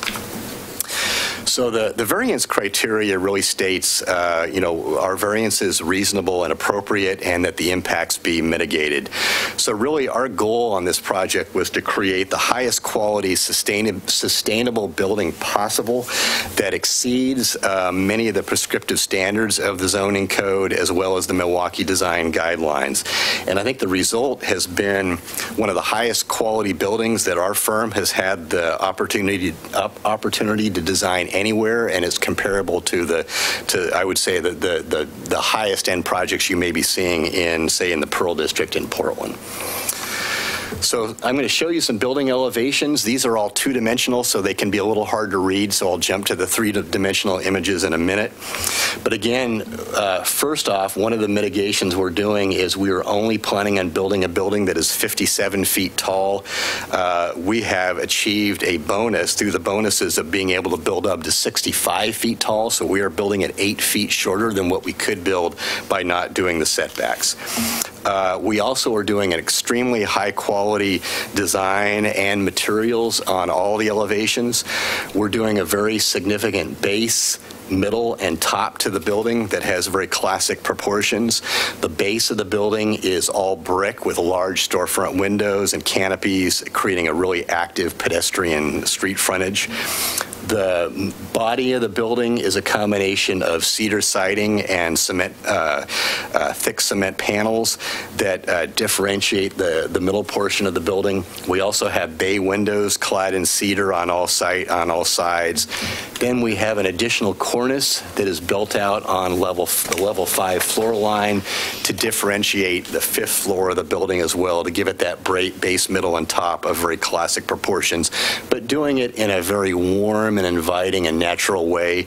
We chose the naturally stained cedar as a way to sort of highlight the horticultural and natural characteristics of Milwaukie that is different from other cities, to give this building its own character. On Washington Street, and actually I'll just move to the next slide, we are proposing, again, that same high quality ground floor. We are proposing public art, and we'll be working with the art mob to create that public art on certain points of the building, and we have 2 public art locations, which is over and above the zoning code that we are planning on doing to make the building really work and be part of the character of Milwaukie. We also have differentiations of the shadow box elements that project from the building face to help that stop at level 5, that provide additional rain protection to the pedestrian, but also help differentiate level 5 from the body of the building. And with the vertical bay windows, create a lot of interesting play and three-dimensional massing within the building. So we are not creating flat facades anywhere on the sides of your project. This was a quick view we showed to the Planning Commission at the second hearing, the addition of another shadow box that gives you rain protection mid-block, and also the public art that we're planning to build on Washington. This is the south facade. This south facade actually faces a parking lot, so it's up against a property line. But along the south facade, we are planning another public art installation that would be on the blank facade that would be up against a property line. We also will be working with the art mob to select the artist and the art, but it may be, right now, we're thinking it might be something horticultural or dogwood in flavor that is a large mural on that facade that becomes kind of a gateway to the south and from the light rail station. And then finally, the west elevation on Main Street, because the site slopes down to Main, we actually get a very tall ground floor on Main Street. Again, the ground floor of the building is all brick with very large storefront windows and even some glazed garage doors that can be rolled up to open up all those retail shops to the farmers market when that is available. I'm going to give you another minute or so. Yep. Because I kept interrupting. Yeah, that's all right. Quick facades. This is the corner at 21st and Washington. Again, the active use is everywhere, and you can see some of the shadow box elements. This is the aerial view next to the Bloom, showing the second floor roof terraces that I was describing. This is a view from the southeast corner, showing all the retail shops and the amount of activity on 21st Avenue, as well as the differentiation of the 5th floor and the extensive use of cedar siding. And then finally back to the Main Street elevation that Vera showed you before, with the active retail facing out to the farmers market. So really the mitigations for the variance that we are proposing is, 1, we are lowering the building height from what is allowed by 8 feet from what is allowable by creating a low and compact building. Second, by creating strong breaks at level 5 to differentiate the 5th floor with a horizontal cornice, changes of material, and projecting set shadow boxes, creating three-dimensional play in a creative way. And finally, by creating a very high overall building quality that exceeds the zoning standards in many ways, that also includes public art in 2 locations. So in conclusion, Guardian is proposing an exceptionally high quality building for downtown Milwaukee that we're really very proud of this project, and we believe that the city of Milwaukee and its citizens will be very proud of it as well. So I very much thank you for your time tonight. Shut that off. Does anybody have any questions? He answered the only question I had. More questions? I've asked all my questions. Thank you. I don't have any questions. Thank you. Thank you. I do. Yeah. Of course. Of course. It's more of a curiosity that kind of isn't relevant to necessarily the hearing, but more for my own edification. You chose not to utilize the roof in an active way, whether it's solar or green roof or, a terrace or a mix thereof. What was the thinking there? Well, it would have required that we had even additional height to be able to use the roof. But really, I think the main reason why, and so we would have had to bring an elevator penthouse up, taller building. We'd have to bring up 2 of our exit stairs up to create penthouses on the roof. We were aware that there was a lot of concern about sort of the massing and the height of the building, so we were doing everything we can to sort of keep it down. Plus, we have the large terraces on level 2, and so we decided that's really what we were going to amp up and put all of our energy and attention into those terraces, which are on a roof. They're just not on the top roof. We've been struggling with the budget issue. Our construction costs are, as people know, they're challenging to work with. And so that's been a driver as well. And then a question that is actually relevant to the hearing, subtracting 2 6-foot setbacks, were that to happen, what does that do to the depth of, so you've got a double-loaded hallway, right? The depth of, let's say, the Washington Street apartments, you would lose 12 feet there. What does that leave? Not much. So the reason why we would lose probably overall about 16 units is this depth. You can't just cut those units off by 6 feet. So every time you see 2 units, we would have to combine that into 1 unit. So really all these units that you see here would change. That's another reason why the construction expense is so difficult, because we then have to stagger all of our services, all of our bearing walls, to create unique units that are wider but very shallow if we were required to do that 6-foot setback. So you essentially turn those units this way. Yeah, turn them sideways. Got it. Right. Okay. Thank you. All right. Does anyone wish to speak in support of the application? Those who testify will have 3 minutes. And Wait. Don't. Oh, okay. Right, sorry. Okay. In support, I have Jim Bernard.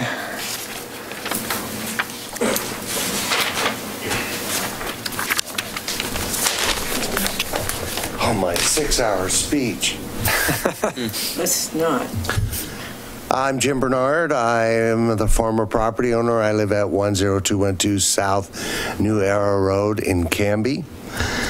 I'm going to tell you a little bit about myself because I think it's somewhat important. I was mayor and member of Milwaukee City Council. I'm addressing you. Mayor and member of Milwaukee City Council. I'm Jim Bernard, former owner of Bernard's Garage, located at 2036 Southeast Washington Street. I served as chair of I currently serve as chair of Clackamas County Commission, president and founder of Celebrate Milwaukee, Inc., and Milwaukee Sunday Farmers Market. I served as mayor of Milwaukee, chair of North Clackamas Chamber. Did I already say that? I'm nervous. That's as really weird. I also served as president of Milwaukie Downtown Development Association. As president of the Downtown Association in the 90s, we invited many developers and investors to the community to visit downtown Milwaukie. We took them on tours of Main Street. We introduced them to property owners to stimulate interest in redevelopment. We made this effort many times without success. When I met Tom Brennicky, I saw something different. Born and raised in Milwaukie, attended the same grade school and high school that I attended, and has the same passion that I have for Milwaukie. He did. If he didn't, he wouldn't be here today. Tonight's proposal, the project of this kind, investment of $30 million in the community, yet untested by the development investment community, is really important. It's a first-time project, one and only, and the development community is watching closely. Specific to this project, I attended all the Planning Commission and Design Landmark Commission meetings, and there was one member of the Planning Commission who I think he was the professional architect who said that this project and the design addressed those visibility qualities that this, the fourth and fifth floor setback were addressed, especially in the second hearing when they added the additional shadow box. I'm very proud of this project, and a project like this I think would make my father and grandfather proud, having owned that property for 93 years. The design criteria, the illusion of the setback, and the Planning Commission members all supported this project, and I think you should too. Thanks. Sorry I was so nervous. That's all right. Thank you. All right.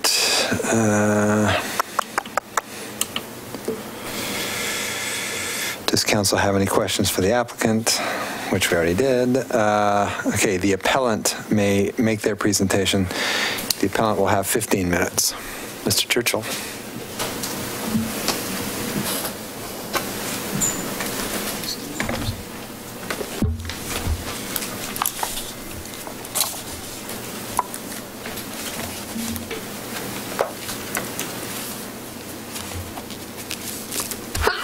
Good evening, Mayor Gamba and councilors. My name is Scott Churchill, and I am here tonight along with my attorney, Seth King of Perkins Coie. I'm a 13-year Milwaukie resident, 2708 Southeast Monroe, former planning commissioner, former city councilor, former vice chair of the budget committee, former vice chair of the audit committee, and licensed architect. I am here as a resident of Milwaukie in the historic neighborhood NDA. I am here tonight to address downtown high-quality housing development that follows the requirements of the code. I do not support developments requiring numerous variants, such as this application. I spent a number of years as a planning commissioner, as a city councilor, to make sure the proper bulk and mass and pedestrian scale experience in regards to the building development, especially in the downtown zone. This application, unfortunately, due to its requested bonus floor variances, falls short of the intent of the code. I'm very concerned about the design proposals by the applicant of the 2036 Southeast Washington. This application and its recent new shadow box additions along Washington Street unfortunately still falls short of the intent and requirements of the code. These additional shadow box features actually increase the bulk and mass of the building for the pedestrian experience along the south side of Washington Street. They actually protrude from the face of the building, both the overhang of the roof and the shadow boxes. In addition, the 48-inch overhang on the roof, as noted by city staff tonight, increase the bulk and mass and protrude from the face of the building. The base building height of this building is 3 floors. Floors 4 and 5, when allowed, are bonus floors, and as such are required by code to have a 6-foot setback. They are not a project entitlement.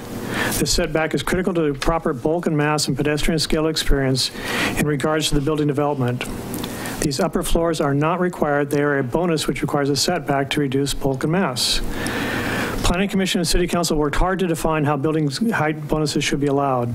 The code allows a bonus floors for housing as long as it sets back from the street side property line with a minimum of 6 feet, and also adds an additional bonus for exceptional environmental building standards, again, as long as it sets back from the street property line by a minimum of 6 feet. These were all known about before the applicant did their development plans. In conclusion, I want to say that I support appropriate scale housing development in Milwaukie.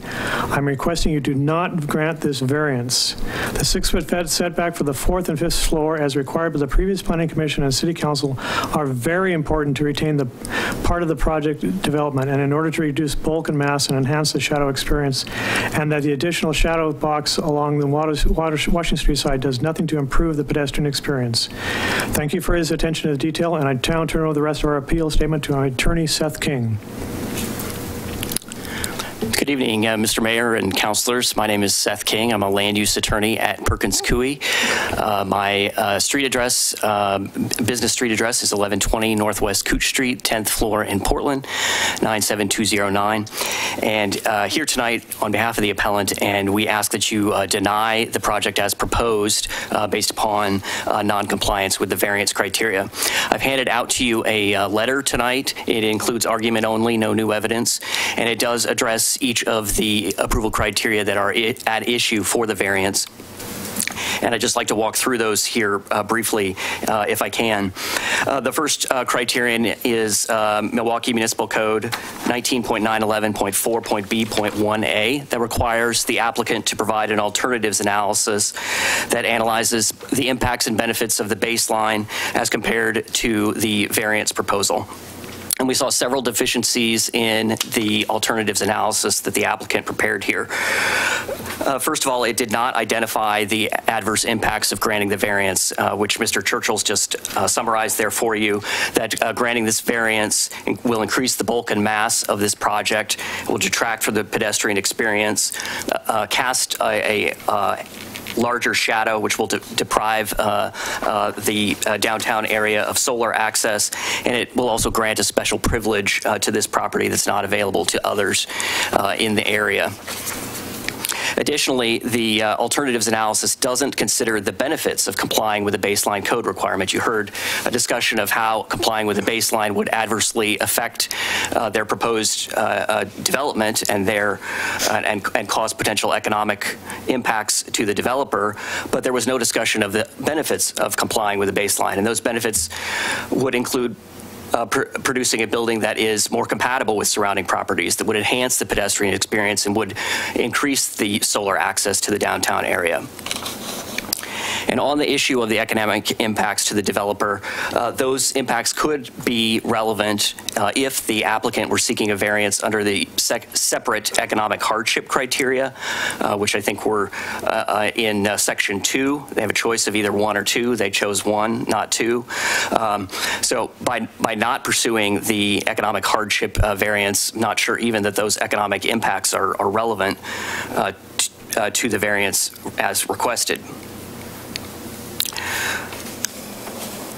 Additionally, the applicant has really only considered 2 alternatives here. They looked at the baseline and they looked at their proposal here, but there are variations in between, one of which was proposed by your Design and Landmarks Commission, which recommended, at least on Washington Street and 21st Avenue, a reduced step back, so a partial variance, rather than granting a 6-foot variance, but would require that the applicant in fact provide some step back along those 2 street frontages. Again, here the applicants looked at either 0-foot step back or 6-foot, but obviously they could try for 5 or 4 or 3 or something in between, but we haven't heard anything about that option.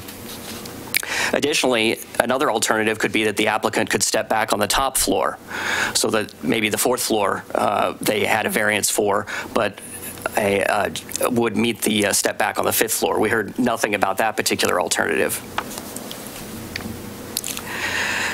Another deficiency in the proposed alternatives analysis is that the applicant, in discussing the benefits of their current proposal, talked about the demarcation of that 5th floor, that it was going to be feature a cornice that would set it off, but there was no discussion about something setting off the 4th floor.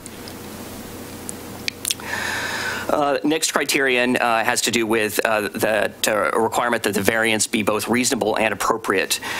We do not believe that the variance is reasonable and appropriate because it does not meet the purpose and intent of the variance chapter, which is that variance must not be granted if they're detrimental to the public health, safety, or welfare. Again, for the reasons that we're walking through in our discussion here tonight, we think that the variance here is not consistent with the public health, safety, or welfare. Next criterion requires that the proposed variance avoid or minimize impacts to surrounding properties. We think this criterion is also not met. It, in fact, increases impacts to surrounding properties because it will increase the bulk and massing of the building and create the related adverse impacts associated with that we've walked through, adversely affecting the pedestrian experience, casting a larger shadow, granting a special benefit to this property. And then for similar reasons, the proposed variance does not meet the standard that the variance has desirable public benefits. Again, would not be desirable to detract from the pedestrian experience, deprive properties of solar access, and so forth. For these same reasons, the proposed variance does not respond to the existing built or natural environment in a creative and sensitive manner. Again, it's going to, from our perspective, worsen the pedestrian experience, cast a larger shadow. That seems to be inconsistent with that particular criterion. Final criterion requires that impacts from the proposed variance are mitigated to the extent practicable. We believe that the impacts are not mitigated because the shadow box will not reduce the impacts of the bulk and massing, and because the applicant hasn't proposed any mitigation to the proposed reduction in solar access. Additionally, I wanted to comment on another mitigation measure that the applicant had proposed, and that was that they were building the building shorter than the code allowed. And I think our response to that is they're trading. We're not convinced that complying with the code can actually constitute a mitigation measure. And they're also choosing to not exercise the full rights that the code allows them in terms of the height, and yet requesting relief from a code standard on the other hand. I mean, this council, in adopting its code, set out a policy that a certain amount of height was allowed, but that a certain amount of step back was also required for that. And the applicant's just turning that on its head. So for all of these reasons, we believe the variance does not satisfy this discretionary relief criteria to obtain a variance. It also, without dispute, does not satisfy the 6-foot step back requirement. And for these reasons, we believe that the council must deny the application as proposed. We're happy to answer any questions you might have. I have a question. You say that this grants a special benefit to the subject property that is not available to other similarly situated properties, and I'm wondering, what are you basing that on? Well, it would be other properties in the area are required to comply with the code. Can't they also seek a variance? They could seek a variance. I guess I guess they could seek a variance. I guess it's up to. The question is, what kind of precedent does the council want to be setting by granting variances? I mean, they are a limited. I mean, in theory, the council set out the standard requirements, and a variance is granted in very limited exceptional circumstances if there's undue hardship or special circumstances that apply. And by granting a variance, in this case, it would grant a special privilege to this site.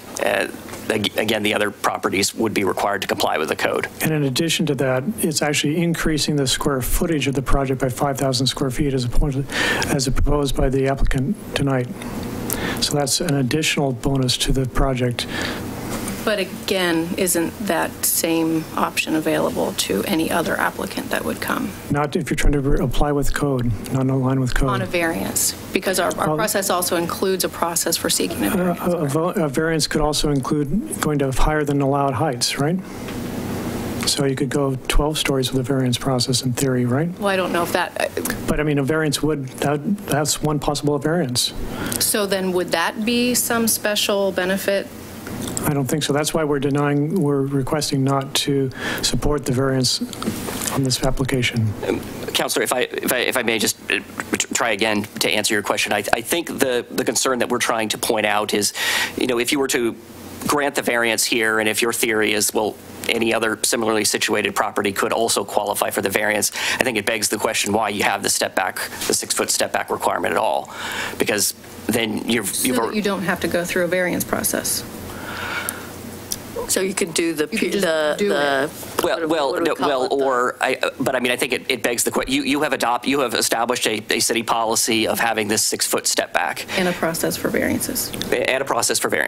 But if you are just granting variances to everyone, then it begs the question why you have a 6-foot step back, and right now you have a 6-foot step back. So. Do you think codes should not have variance procedures, development codes? I think that's a question for an individual local government to decide. Well, I'm asking you. I don't. I think that variances are appropriate when the criteria are satisfied. Okay. Do you think that when a variance is granted, it's always a special privilege?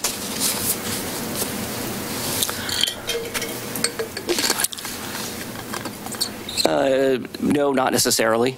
Okay. When you mentioned earlier that Guardian didn't look at all alternatives, where is it that you see that they must look at all alternatives? Where is that? I think we were just pointing out that there were certainly potential other options that we did not see considered on the record. Are you aware that Mr. Churchill submitted some code language from Riverdale, Georgia? Yes. And so maybe this question is more appropriate for Mr. Churchill. Are you aware that Riverdale, Georgia's code has a variance procedure for the very same thing? Correct. Okay. But the intent of the code is to have a setback for access to solar access and also to reduce bulk and mass, as was the intent of the code. Which code? Their code. Did Milwaukie model its development code on Riverdale or something? No, it wasn't built on Riverdale, but it was talked about at City Council and Planning Commission about as an important feature that is to help reduce the bulk and mass of buildings downtown. Okay. Thank you. I have no further questions. So I have a couple. You talk about the reduction of solar access due to the... Well, so before you start asking questions about that, I was going to ask staff and the attorney, that was not in the prior hearings. The thing about pedestrian experience was definitely a part of the appellant's arguments in the prior hearings, but solar access I don't think was ever raised. So is it a new... Well, I'll defer to the staff's recollection, but I didn't see it in there myself. And so is it appropriate for them to be... Can they argue that now? It's not evident. You can make arguments about the facts in the record, but not about facts that are not in the record. I believe it was brought up by staff in the Planning Commission hearing. I don't recall that, and I just listened last night, but... Well, in either case, my question would go to pedestrian experience as well, because what you're talking about very often is the sun falling on your shoulders as you walk down the street, right? So you mentioned that the building is shorter than they could have built it by 9 feet? 8 feet? 8 feet. And then there's the 12-foot step back at the 5th floor, 2 6-foot setbacks. Did you calculate the solar angle and the difference between the lack of step backs and the reduction of 8 feet of height? No, I would believe that'd be up to the applicant to prove the case. Okay. And then you stated something that, I forget how you said it exactly, but and I remember where it is in our code, but it's that it doesn't affect the health, safety, or welfare of the community. The variance could be allowed. Which do you think this is affecting, health, safety, or welfare? Either one of you, I guess. I think from my perspective, it could be interpreted to apply to any of those, but probably most clearly to welfare. From what standpoint? From the standpoint of that, again, that the general pedestrian experience in downtown, the solar access in the downtown, that those are community benefits that promote community welfare. Okay. All right. I have no further questions. Anybody else? All right. Thank you very much. Thank you for your time. Thank you. All right. Does anyone wish to speak in support of the appellant? Those who testify will have 3 minutes. I don't have. Are you Nathaniel? Yes. I think yours is neutral, right? Well, he's checked both neutral and in opposition. Opposition then. Okay, so come on up. Hi, my name is Nathaniel Taylor, and I live in Nathaniel Taylor, and I live in 2386 Southeast Washington Street. I've spent some time being an architect and also going to school for that, and also I'm a trained sculptor, and so I have a lot of experience with the urban environment and how it affects the public and how the public perceives buildings and structures within that, because I built 40-foot tall sculptures and things like that, and I think about that. And so we argued during the Planning Commission about the illusionary effect of this shadow box, and they got to a point where they couldn't effectively, in that debate, say that it was effective. And so they went to a closed session where then I don't know how they decided this. They decided to go to a closed session after we did the Planning Commission because I brought up this it's illusionary, right? And they went out of turn, and the attorney remembers this, because they were getting frustrated over the fact that we were saying, hey, it's a tall building. And there's a lot of people in the town of Milwaukie that do not want a tall building. And they even said that during the meeting, if you look back there. And they did talk about the solar angle. We brought that up. I brought up the fact that this is going to shade more of this street, that this is a north facade on Washington Street. The shadow box actually doesn't really have any effect there because it's a north side, so it's in shadow mostly during most of the time during the day, right? So the shadow box is effectively just an architectural convenience of Pacific Northwest design that you see it everywhere. The buildings do look, in fact, taller. If you walk around town in Division Street, these tall buildings with this little top hat design and all this other stuff are only to satisfy whatever architectural design is now. My concern is that the setback in traditional architectural design is set there to create a solar angle for the public to also increase airspace and a greater pedestrian experience. I'm going to be walking up the street. My kids are going to be walking the street. All the people I talk about, they're all concerned about the height of this building. And they're not here today because they have lots of work to do. They don't want to sit during council meetings or go to the design landmark meetings or all that stuff. I've been to all of them. The architects say that this is going to impact their budget and all those things. Yeah, they didn't even show us a setback design because they said at first they couldn't do it, right? Then they came up, oh, look, we've got one, because they brought up some plans from their previous designs that they did for other projects, like they couldn't do it. That was only one design they gave. They don't have to put all that plumbing in there. They could do other designs. There's other ways to do this. And it's really just about them maximizing their space, getting the most money they can, cramming the most people in there, getting the most budget they can. They also had utilities on the top of the roof on some of their plan designs, saying that they were lower. And one of the planning design, I can't remember, design landmarks, the Planning Commission mentioned that, said, hey, you got utilities on the top. Doesn't that increase the height? Oh, those are setbacks. It's not that big.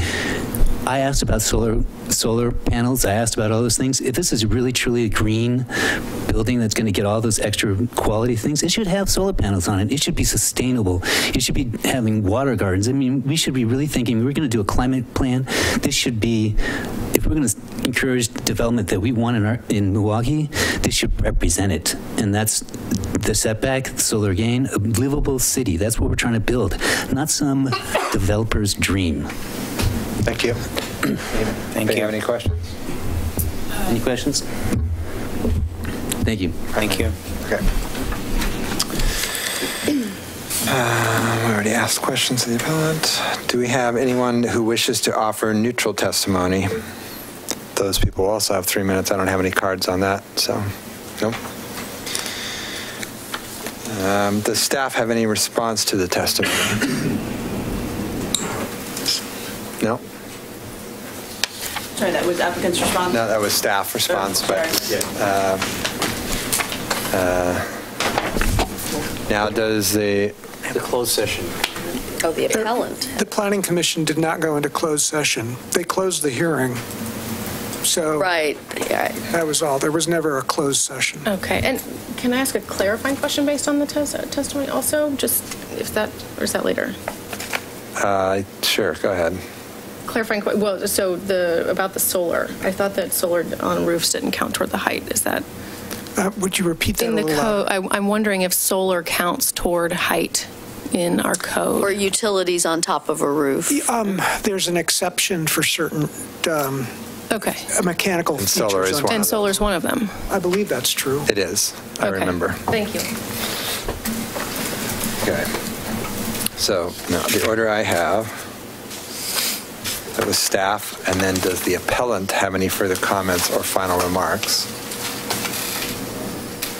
Actually, our headers and our texts are... Applicant, yeah, I know. So you got switched. applicant, and then you got appellant, and then you got, but the red is different than the black. So I was just going with the script. So is the applicant... Who gets to go last is the question, really. The appellant was going to go. Does the appellant go last or the applicant goes last? With this order at the front, should we go with that? Well, we veered from that, but... Applicant's rebuttal and then appellant's rebuttal. So far, we're good. We're at staff response to testimony. So now we either have applicant's rebuttal. Yes. You want to go with that? Yes. All right.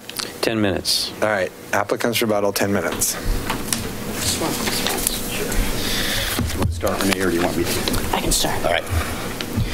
Good evening, Mayor and Council. My name is Renee France. I am legal counsel for the applicant. I will keep my remarks short, and I think this is primarily a design issue, and therefore we'll defer to Kurt to provide most of our response. But there are a couple of legal issues that I think that the council understands, but I just want to cover quickly.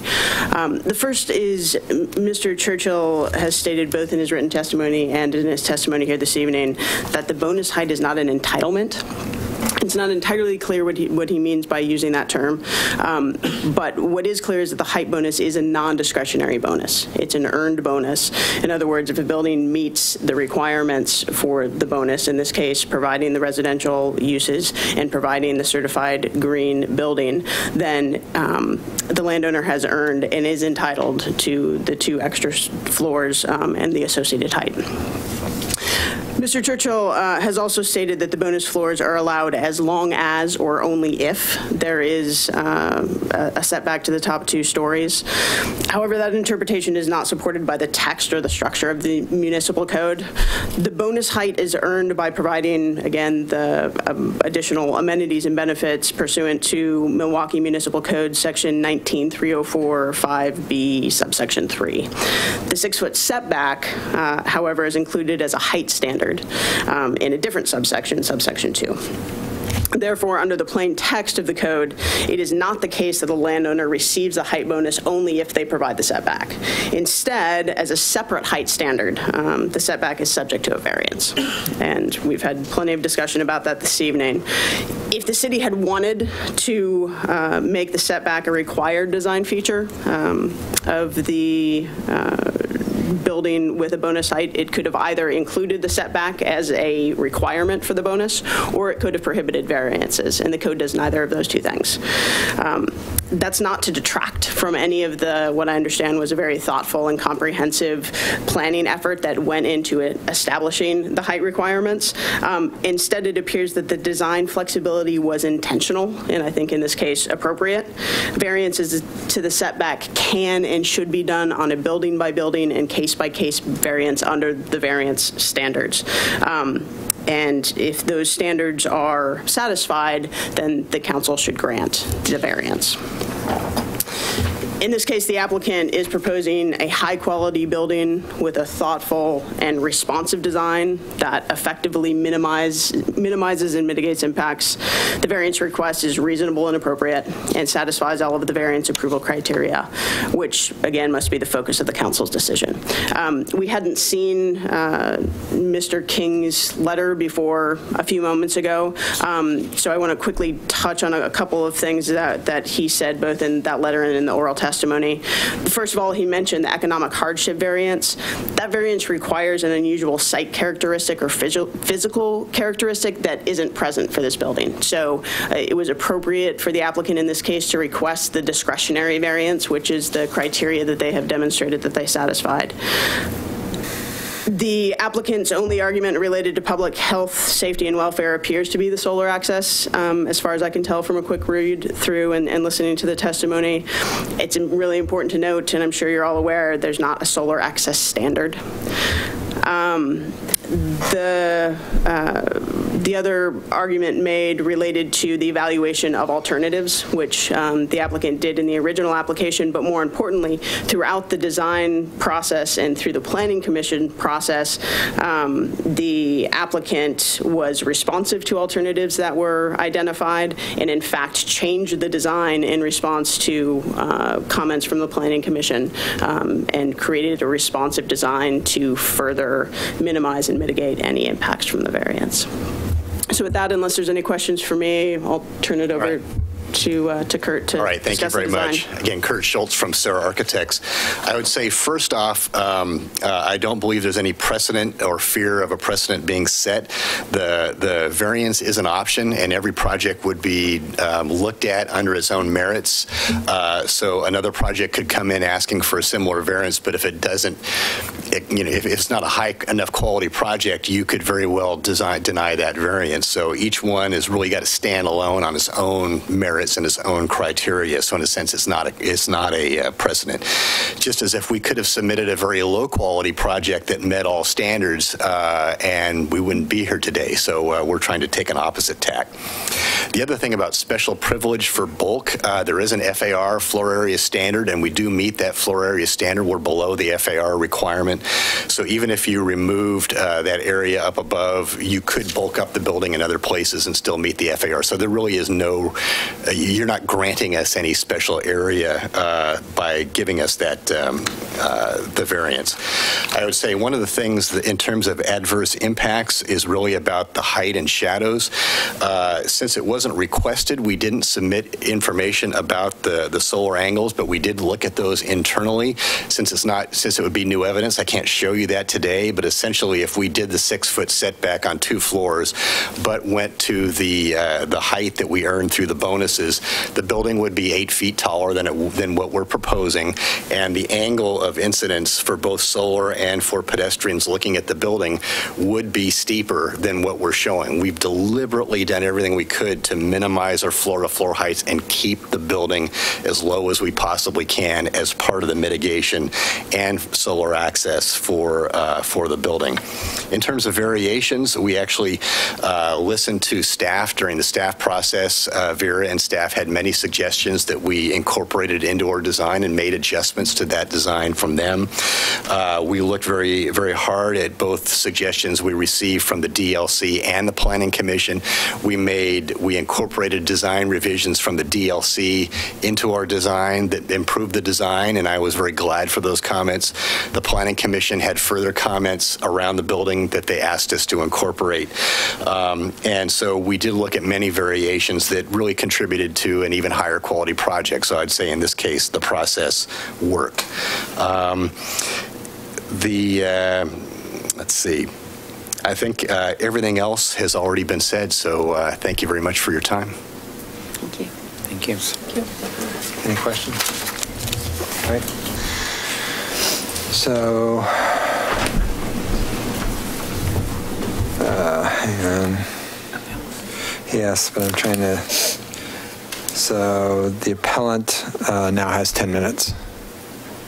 We'll rely on our earlier presentation. Thank you. All right, thanks.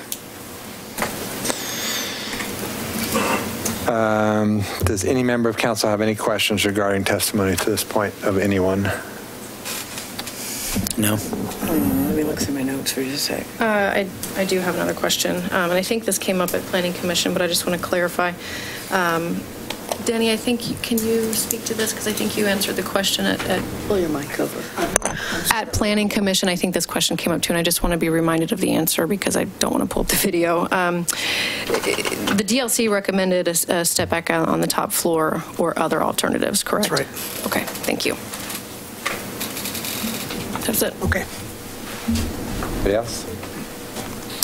Then I would entertain a motion to... Mr. Mayor, before you close, let me give you the suggestion that we have in other cases like this, and that is request that your decision be a tentative one, and then direct the staff to work with the prevailing party to come back to you with a final set of findings for adoption at a future date.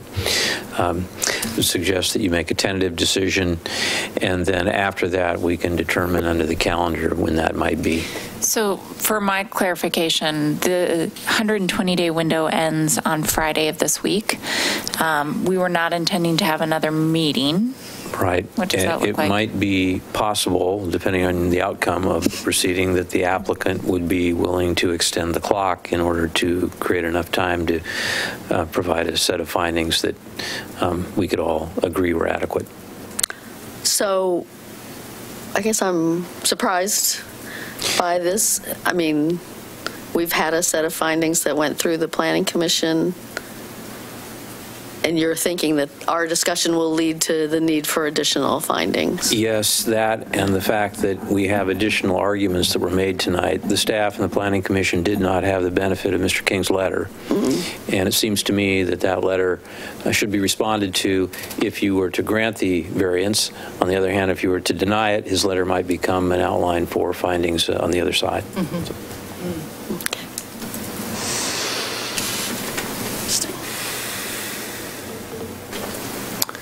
All right. I would still entertain a motion to close the public hearing. I would move to close the public hearing. I second. It's been moved and seconded to close the public hearing. All those in favor? Aye. Opposed? None heard.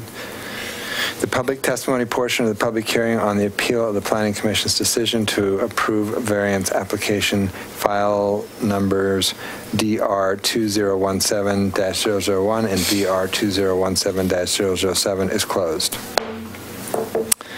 Mayor, would you like to take a 5-minute break? Okay. Read my mind. Take a 5-minute break. So.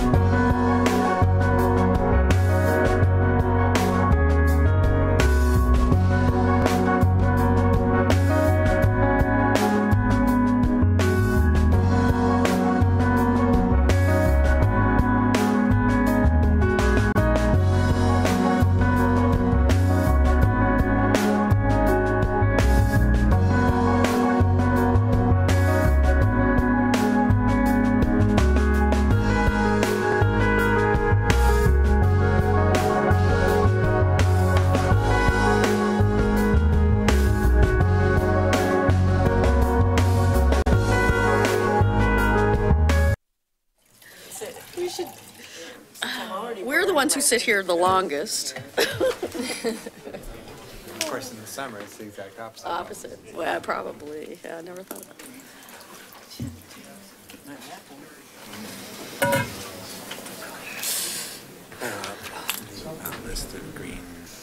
I have it. I called it. Pull it up. Well, I thought I pulled it up. Oh, there it is.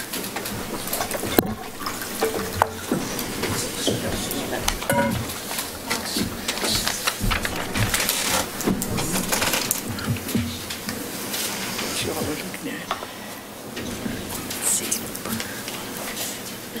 So I'm going to bring that. Is this not text searchable? Is that the problem? The Green Globe list, which didn't end up in my printed version of the packet. There were links to it from our packet, but I don't think it was actually printed in our packet. We're on air.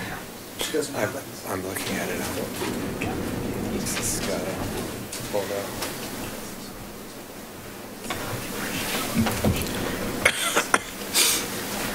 Does your printer work?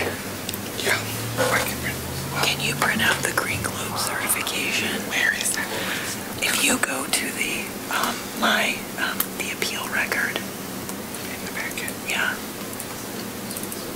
In my attachment.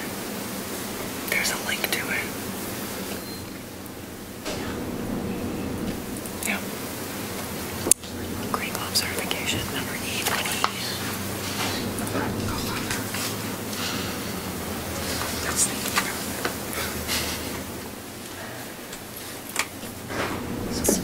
Sure. Yeah. You guys ready to? Okay. I'll call this meeting back to order. So we are at the point of discussion. Anybody want to start?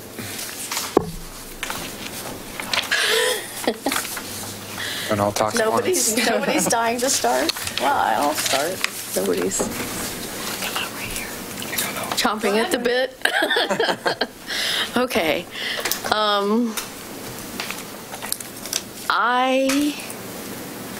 It was very encouraging. I mean, it was very, yeah, it was very encouraging to listen through the Planning Commission consideration of this. I think they took it very seriously. I think they did a very sort of thorough discussion. And they were, when they got down to their deliberations, torn, because several of them had been in, and I was in the, part of the ones too who were involved in moving forward Milwaukie from the beginning, and involved in that code decision to include the step back. They were torn, but they ultimately found that the variance criteria were met, and I think I come down the same way. What I would say, and in fact I had even worked on some code language for the findings, but it sounds like we wouldn't use it tonight anyway. But what I would like to see in the findings is some language that makes it very clear in my mind. This is about the fact that part of why the variance criteria of the public benefit here versus the adverse impacts are met is because we haven't had any downtown development in 10 years. This is a catalyst project in an untested market. And sometimes the developer says, oh, it won't pencil, and I kind of take that with a grain of salt. But here we have the fact that people who probably understand all that financing, the people at the Metro Transit-Oriented Development team are giving them $500,000. So, I don't think they'd be doing that if it really did pencil. They said that in their letter, I believe. Yeah. Yeah. So I also thought it was interesting the late breaking argument about solar access for the neighbors. I mean, there was definitely testimony before the Planning Commission about the pedestrian experience and perhaps the solar access for the pedestrian, but there was no discussion that I recall about solar access for neighboring properties, which is the argument being made in Mr. King's letter. Interestingly, we've had letters from the Planning Commission or us have had letters from 5, I think, downtown business owners. One business owner who opposes and wants us to agree with the appellant that the step back should be required. But 4 other business owners who are also the property owners, I might note, and who also are closer, whose properties are closer than that opposing property owner to the site, are all very enthusiastic about the proposal. So we haven't had any objection from any neighboring property owners. So I think with that, with the findings made by the Planning Commission, and with putting some concentration on the idea that this is a unique application. We are not setting a precedent here that will allow every owner to always get this variance, but rather it's sort of the unique circumstances of this catalyst project and getting it going. I am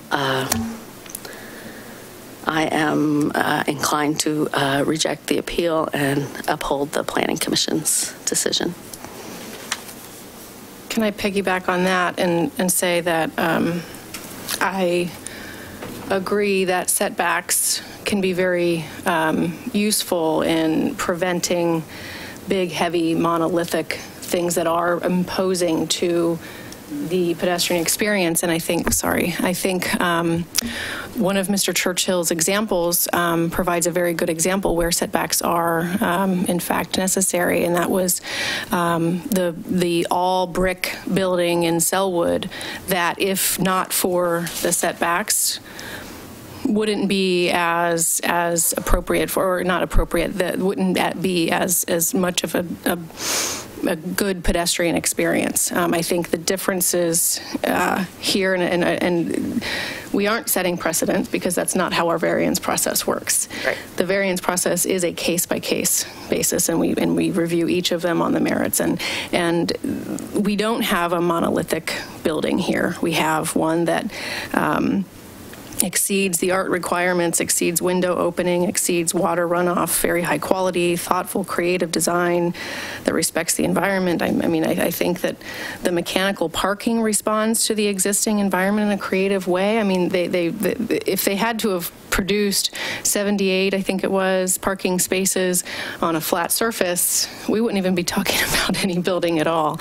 And I really think that it's important to really highlight the fact that this building is 8 feet lower than allowed. I think that, and to the way that this building will activate the street, and that it's directly adjacent to not only the transit, which makes it really appropriate in my mind for transit-oriented density, but also that the future site of the farmers market. I mean, I think that this the activity that'll be seen for pedestrians will be much more enhanced by this building and the experience that it'll provide. And I do think this didn't come out today, but it came out in my conversations with Vera that it was in the Planning Commission testimony how wide the sidewalks will be. The sidewalks will actually be considerably wider with this development than they are now. And the sidewalk on Main Street in particular will be like 6 feet wider than it is now. So there is an enhanced pedestrian experience here. Yeah. I might as well just jump in and kind of piggyback on both what you've both said. I think you've brought out some pretty good points, and most of them are the kind of points that I've made note of. I also had a bit of wondering, I guess, as Mayor Gamba did, about why the rooftop itself wasn't utilized in a more sustainable manner. For instance, solar panels up there would, probably benefit the building as well as maybe, other nearby areas. One of the things that struck me, considering the housing situation that the entire metro area, well, yes, almost everywhere, but anyhow, the metro area, especially, Milwaukie, is in looking at criterion B, is there public benefit or not? And it would seem to me, too, that having the availability of more housing downtown, which is TOD housing, is certainly a considerable public benefit. I also appreciated that the building is lower than it could have been by right, or by right with the two additional stories, and that the open space was exceeded, and like I said, I think most of the other things have been mentioned. Those were the kinds of things that caught my attention on looking at the legalities of all of this, and does it meet our code? Because that's what we need to determine. And if we didn't consider that we at some point in time wanted to apply variances, we wouldn't have put that in our code. One of the great things about going forth is that a lot of it's already been said, and I'm not going to sit here and repeat it. So the points that have been raised by my fellow councilors, I agree with. I also agree with the findings in the Planning Commission's findings of fact. I do think there are public benefits. I think the applicant has done a great job of using varying materials to try and break up that facade, and I can certainly appreciate the time that everyone put in to create with moving forward Milwaukie. It was a lot of time, and I respect it, and I also understand the desire of Mr. Churchill and others to create what he and others think is a great downtown experience, and they believe that these setbacks are necessary. I don't find that to be the case based on the evidence, so I respectfully disagree, but understand where he's coming from. And I believe that at the end of the day, when we're looking at the criteria, that the applicant has met its burden on the criteria for a variance. And I won't belabor the point on the special privilege, but I don't think variances are special privileges. They're in most development codes. There's reasons for them. A variance rises and falls on its merits of that specific project. So I have zero concern that we're setting a precedent right now, zero. And I would vote to approve the variance. So I was one of the proponents of the step back concept when I was pushing for that. I was imagining worst case scenarios where buildings were a full block and they were maximum height, and that would tend to get imposing. I think one of the reasons that we have a variance process is for projects like this where it isn't a full block and the depth lost in the building at the 5th floor is going to cause a double-loaded hallway not to work, or at least to reduce the number of units, which God knows we need the housing. And adding this additional housing does no environmental damage. So I would concur with the Planning Commission's decision on the variance. I would also, because this is my soapbox, I'm looking through the Green Globes system and the list of improvements. I find it kind of weak, to be blunt. I'm also disappointed that they're not taking advantage of the rooftop potential for solar. We are aiming to be a net zero city in 22 years. And I don't think the Green Globes system does much to address energy usage. At least, you can check certain boxes for that, but it doesn't. It doesn't require. And it's currently apparently one of our allowed substantiators for a fifth floor, and so I'm not going to deny the fifth floor based on this, but I think it's something that require further exploration if we're attempting to cause our city to become as energy efficient as possible. Having the newest buildings built be built as energy efficiently as is feasible, I think is critical. So I would respectfully request that you consider adding at least solar to the building, and I'm not sure what the envelope increase could potentially be, or other systems that could improve the energy efficiency of the building. I'll be very curious to see what the energy bills or the each unit's energy costs end up being with this design. So that was my soapbox. I am in agreement with the Planning Commission's decision, and I think it was an appropriate use of the variance process, and I don't believe that this has any ill effects on health, safety, or welfare to the surrounding community. So, given that, we're going to need some direction if you feel that the attorney's letter requires us to add additional findings to our decision. Yes, Mr. Mayor, I'd suggest that any motion indicate that it is a tentative decision subject to approval of a final set of findings.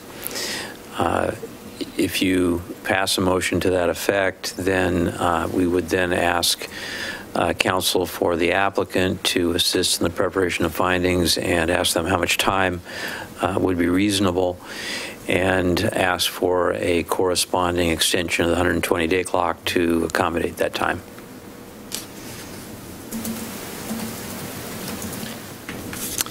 All right. I'm sorry, I don't understand. Tim, are you saying that, why would we need to ask for an extension of the 120-day? Because your time limit is up on Friday. Yeah. So if it were to take, let's say, a couple of weeks to draft proposed findings, you would be past the time limit. So as a caution, we would ask for an extension. So you're not suggesting we need to come back on Thursday or some day before Friday? No. Okay. Good for that. I would suggest we avoid that. Well, I'm in concurrence with that as well. So it would be a tentative motion? Yes. To a motion to tentatively affirm. approve. Yeah. I move to tentatively affirm the decision under appeal for applications DR 2017-001 and VR 2017-007, pending refinement of the findings of approval.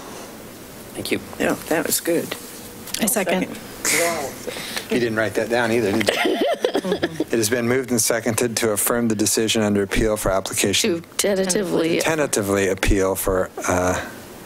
Tentatively affirm the decision under appeal for applications DR 2017-001 and VR 2017-007 to allow for refinement of the findings of approval included in the council packet. Is there any further discussion? No, sir. All those in favor? Aye. Aye. Opposed? None heard. It passes unanimously. Now, Mr. Mayor, if we could set a timetable, how much time would be appropriate? Well, to the question, I'm not sure we got a complete answer when the council meets again. Next meeting is the first Tuesday in November. So that's the 7th, November 7th. We could also hold this as a special meeting during the study session on the 14th, or we could do this in a regular session on the 21st of November as well. Tim, does it matter that I will not be there for either of those meetings? No. Okay. give you a phone. Yeah, I think we could accommodate having something prepared for council's consideration on the 7th, okay. November 7th. And just so you know, for publication purposes, we publish on November 3rd for that meeting. Okay. So we need... So it need to be to me by the 3rd. Thank you. Yeah, that works. So do you need a formal, we can work out the extension. We would not waive the 120-day time limit, but extend it for the necessary period. I would ask that you send me a communication just indicating that you are extending for that amount of time. Okay, so do you need anything from us besides the reading of this LUBO appeal part? I think just an announcement that the matter will come back to you for adoption of the findings on November 7th. All right, so this is to be continued until November 7th to adopt the findings in their final form. Thank you. Any party with standing may appeal the decision of the City Council to the State Land Use Board of Appeals according to the rules adopted by that board. The written decision will contain an explanation of the appeal rights. If you have questions, please call the Planning Department staff. Just for the record, Tim, that LUBA appeal time would not start running till the findings are actually... That's correct. There'll be a notice of final decision that will trigger the timeline. Okay. So we'll probably need to do that same thing in November You will, 7th. yes. Just checking. Yeah. Okay. So. We will now continue to other business. No, we finished the other business. Other business. No, we have, well, that's other business.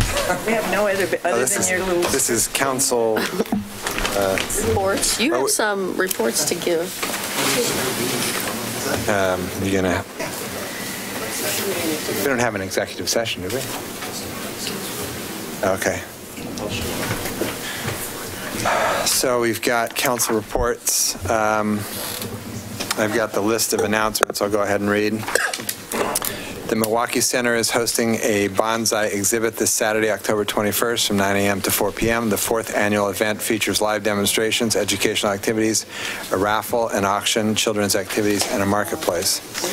Start your Christmas shopping early at the Friends of the Reading Library Christmas in October sale, taking place on Saturday, October 28th from 9 a.m. to 5 p.m. and Sunday, October 29th from 9 a.m. to 2 p.m. The sale is held at the Reading Library Pond House located at 2215 Southeast Harrison Street. Help rid the world of invasive ivy. Join Kendra and I at Spring Park and Elk Rock Island on Saturday, October 28th from 9 a.m. to 12 p.m. Tools, gloves, snacks, water, and instructions are provided. Spring Park is located at the intersection of Southeast 19th Avenue and Southeast Sparrow Street in the Island Station neighborhood. For more information and to register, contact Matt Jordan at 971-313-2031. Milwaukee's Downtown Business Association invites you to trick or treat downtown on Saturday, October 28th from 2 to 5 p.m. This includes both Main Street and 21st Avenue, but a great way to explore downtown with the kids. The Sunday Farmers Market on October 29th has some great seasonal activities to participate in. The first activity is the annual Jack-o'-lantern contest powered by Celebrate Milwaukie, Inc. Join the contest for a chance to win great prizes. All ages are welcome. You can also guess the weight of... And that, I should clarify, is carve your jack-o'-lantern at home. That's not carving at the market. You can also guess the weight of the giant pumpkin to win a cash prize. Each guess is $1, with half the proceeds going to the winner and the other half going to the Meals on Wheels program, which will then be matched by CMI. Learn more by visiting the Farmers Market website located at www.milwaukeefarmersmarket.com. Visit the Davis Graveyard on Halloween night, October 31st from 5 to 7 p.m. for their annual block party. The graveyard is located at 8703 Southeast 43rd Avenue. A free leaf drop sessions kick off Saturday, November 4th from 7 a.m. to 2 p.m. at the city's Public Works Yard located at 6101 Southeast Johnson Creek Boulevard. To participate, please bring along a utility bill as proof of residency. Visit the city's homepage at www.milwaukieoregon.gov for more information. And I'd like to celebrate the fact that this is Anne's one-year anniversary. Thank and you a job all. well done. Thank you. Yes. It's been a pleasure. I just heard an unsolicited comment tonight, actually, about what a great hire, maybe the best hire we've ever had, I think was the quote. Thank you. I deeply appreciate it. Yeah. So you're going to have to cue me on all the reports you're wanting me to Yes, I have several meetings you've held that you need to tell us about. One of which is with Neil McFarland about noise of the noise complaint from the Montgomerys about the light rail noise, and also about the remnant properties. And the other meeting was with you and Carolyn Tomei went and met with the county prosecutor about the the incident here, the crossing. And really what we were talking about was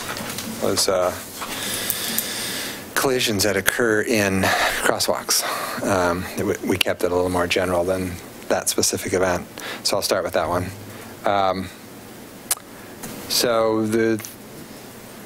Because of the way that all went down, I shared a concern that Carolyn had, which was that apparently there is no actual law forbidding you to run over someone in a crosswalk, which is actually... There are a lot of laws, though, around killing people. Okay, just saying, that out there. Apparently that is not one of the laws. Well, there's reckless driving, there's, there's plenty of... There is. Criminal, because that's, okay. Criminal, what a prosecutor will take. So, yes, if there's all these other extenuating circumstances, if they were driving distracted and somehow you can prove that, if they were impaired and somehow you can prove that, those notch it up to a place where it's actually against the law. It's a crime. Right.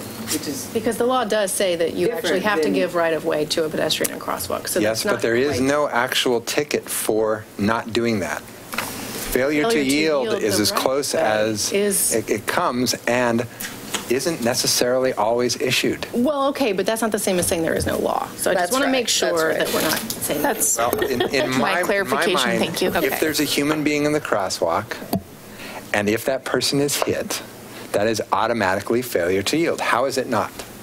I'm not suggesting it's not, but what I'm saying is that that is the law. Whether or not a citation is issued every time is something else. But according to the district attorney, that is not exactly the case. Not the way we would understand it. The practice, but... So, the long and short of it is, if we should wish for it to be actually against the law to hit people in crosswalks. I know I'm going to make you crazy because you're a lawyer. I'm not a lawyer, actually. You're making me crazy, but I'm trying to stay out there. How I'm speaking is from the standpoint of how the average... But there's criminal intent. There's all kinds of things in crime. Right. But in my mind... If you are in the crosswalk and you are hit, somebody has just committed a crime. That's what the way if you ran into the crosswalk? So what? So this person runs in the crosswalk, a car turning gets hit, and the car is the car owner driver should go to jail. And that's exactly the argument that is used. So we know that in this particular case that was not the case. That's true.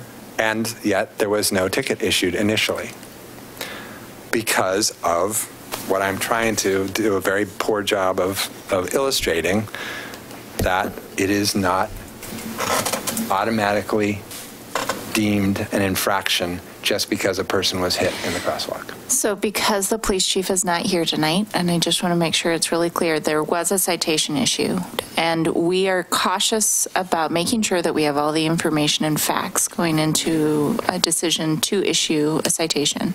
One was issued, but we did do interviews and we did talk to witnesses prior to issuing the citation. It's the time span between the two facts that is concerning. So in any case,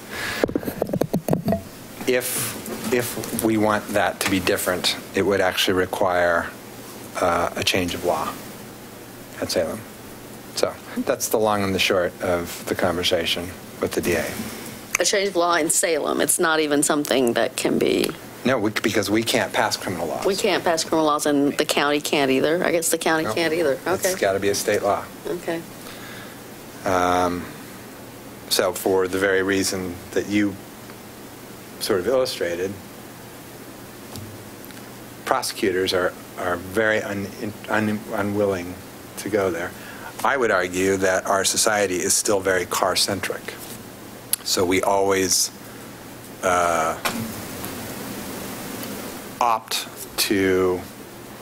always err on the side of the automobile operator as opposed to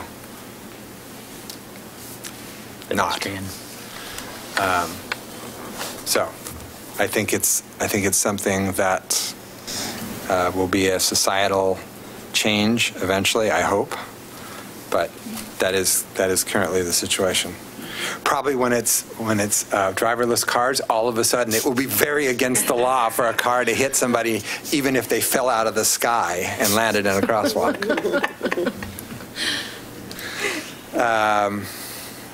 The meeting with McFarland. So 2 of you were in the room with me, so if I start to go astray on this one, I will happily accept your corrections. On the sound issue, there's actual tests that they can take.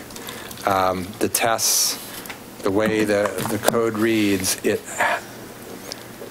it's a change in the difference between the background noise and whatever the noise-causing thing is, and it's a decibel measurement, right? They did the measurement at their house, and this does not rise to that level. Because of the background noise of McLaughlin, this is not an increase in decibel level enough to invoke our noise ordinance. Correct. They have, in some instances, helped with things like putting in triple pane windows and walls and different noise protection barriers. Even when it hasn't quite. But in this instance, the things that they could do, the applicant or the complainant doesn't want.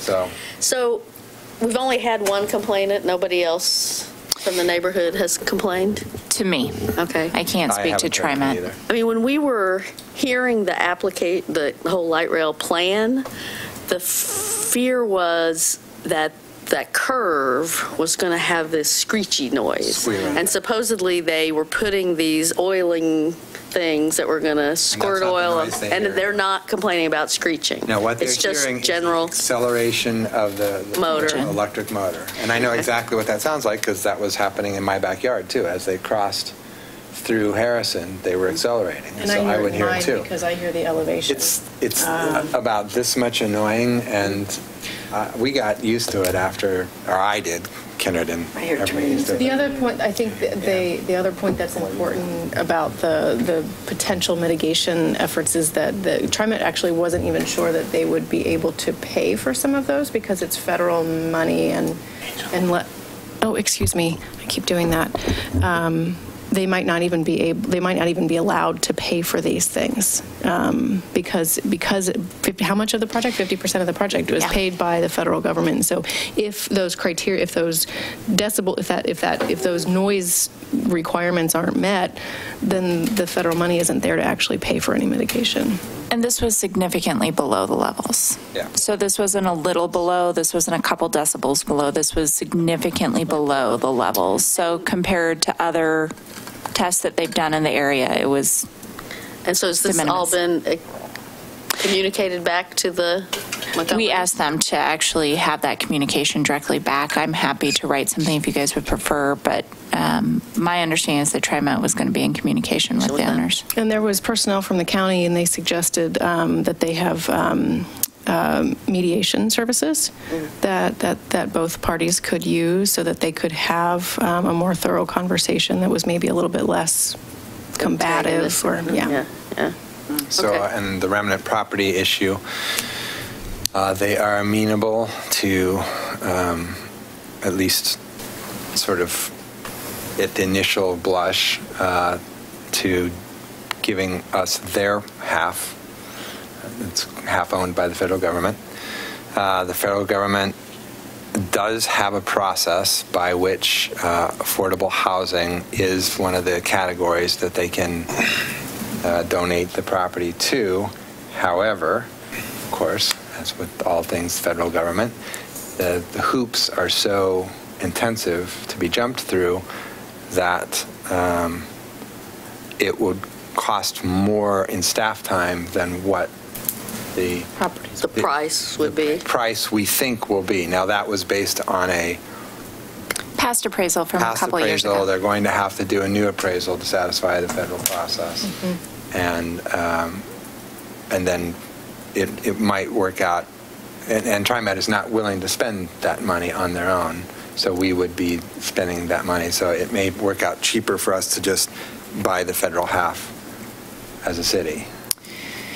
The only other piece to add to that is that we did receive all the documents that outline what the current status of the property is from TriMet. So things like the phase 1 and phase 2 assessment for any contamination. It is not listed as a brownfield. There was some question about whether or not that was the case. And Alma has been reviewing those for the last week and a half. But the staff's been great to work with, and we are continuing down a path to at least get you an answer on what it would look like to purchase. And the deal, all of that was contingent on it being low-income housing. They weren't willing to give it away as a park. Contingent on what? On it being used for low-income housing. So that deal is off the table if what we're talking about purchasing it for is a park. I will add, though, that there are some access issues on the property that TriMet was very clear about. And so they were also acknowledging that the public, if that wasn't possible, that they were still okay with the remnant property. They're just worried about access to it. And if there is access to it, that it would need to be for housing. But that grade is going to be an issue. The sight lines are going to be an issue. We knew that in advance going into the project for the light rail. This isn't new information to our staff. I was going to say, 3 planning directors back, we talked about that, how hard that was going to be to access once the light rail and trolley trail got built. So, yeah. But Alma is going to be taking that through the planning team before we come to you with a proposal, just to give you a full sense for what the improvements would need to be. And we will probably use that as one of the properties for studying a cottage cluster concept. If we can work out access. If we can work all the other stuff out. Yeah. Was there any other meetings? Well, you go to lots of other meetings. Yes, I do. I sit here until midnight, and I wouldn't be able to tell you all about all of them. Well, what's going on in the C4 world and the MTIP, JPAC, MPAC world? Anything we should know about? Yes. So TriMet is currently sort of toying with the idea of floating a bond in 2018, bond measure that would be TriMet district-wide, so not the metro boundaries, because those are different somewhat. Wilsonville would not be included, Sandy would not be included, something else. And it's only that they're only talking about enough money to build the Tigard line, light rail line, to widen the 205, just the bridge portion on 205, the Abernathy Bridge, but not the whatever it is, 5 or 6 miles out to Stafford. And then sort of, well, and here's where it starts to get contentious, another pot of money for other smaller transportation projects in the 3 different counties. Now, the contention is that they're sort of weighing our little pot of projects against the Abernathy Bridge widening, and Clackamas gets to choose, kind of thing, or the polling will get to choose, or whatever. And we're arguing that the Abernathy Bridge should be a regional project, just like the light rail line, and that we should get a portion. That's sort of the general Clackamas argument. My argument is that this whole thing is very half-baked, and we've been going through a process at MPAC and JPAC for the last over a year that's involved big meetings of business and freight and all different constituencies and MPAC and JPAC, with speakers coming from LA and Seattle and I want to say Boston, but I forget, to talk about big bond measures that they passed to do big transportation, really seriously big, like game-changing kind of transportation projects. And it's not just a project, I mean talking about a system. And the message across the board has been, have a visionary project that's a really big, you know, seriously big thing, and then build a large coalition around that. And then you can pass things like this. And this is exactly not that. They're, you know, so I've been pushing back pretty hard in both of the meetings, both the C4 and then the JPAC Finance Subcommittee meeting, based on that, and based on the fact that they're not, you know, they're not addressing the climate action plan that the Metro passed 2 years ago. They're not addressing all of these other issues, and they're not allowed to even address housing, which is something that, you know, there have been a number of us that have been in conversations that if we're going to do a big bond measure, region-wide, it should be around planning a serious transportation system, really, really fixing it, and in the process, adding in a lot of affordable housing along the transportation systems we're building, as opposed to doing what's happening to us, which is build the transportation system, gentrify, scramble to try and solve that problem, and then go build the next transportation system and do the same thing over again. So we'll see where that goes. I don't know. We'll see where it goes. Hasn't the county written hasn't Clackamas County sent a letter to TriMet to encourage them to use the monies also for, or to consider putting in the second phase of Sunrise? So that was and that seems to Paul Savis's big push that we should be polling on Sunrise Corridor, and the rest of C4 voted against that. It wasn't just Paul that voted for it, but yeah, they lost. You're right. Because it's not seen as a regional project. It's not seen as something that's going to enhance the likelihood of a big bond measure passing. Now, if all of a sudden we go, okay, we're doing all of these fixes throughout the region on roads, we're adding, you know, 2 new light rail lines, we're building a whole bunch of bike ped infrastructure, then maybe Sunrise fits into something like that.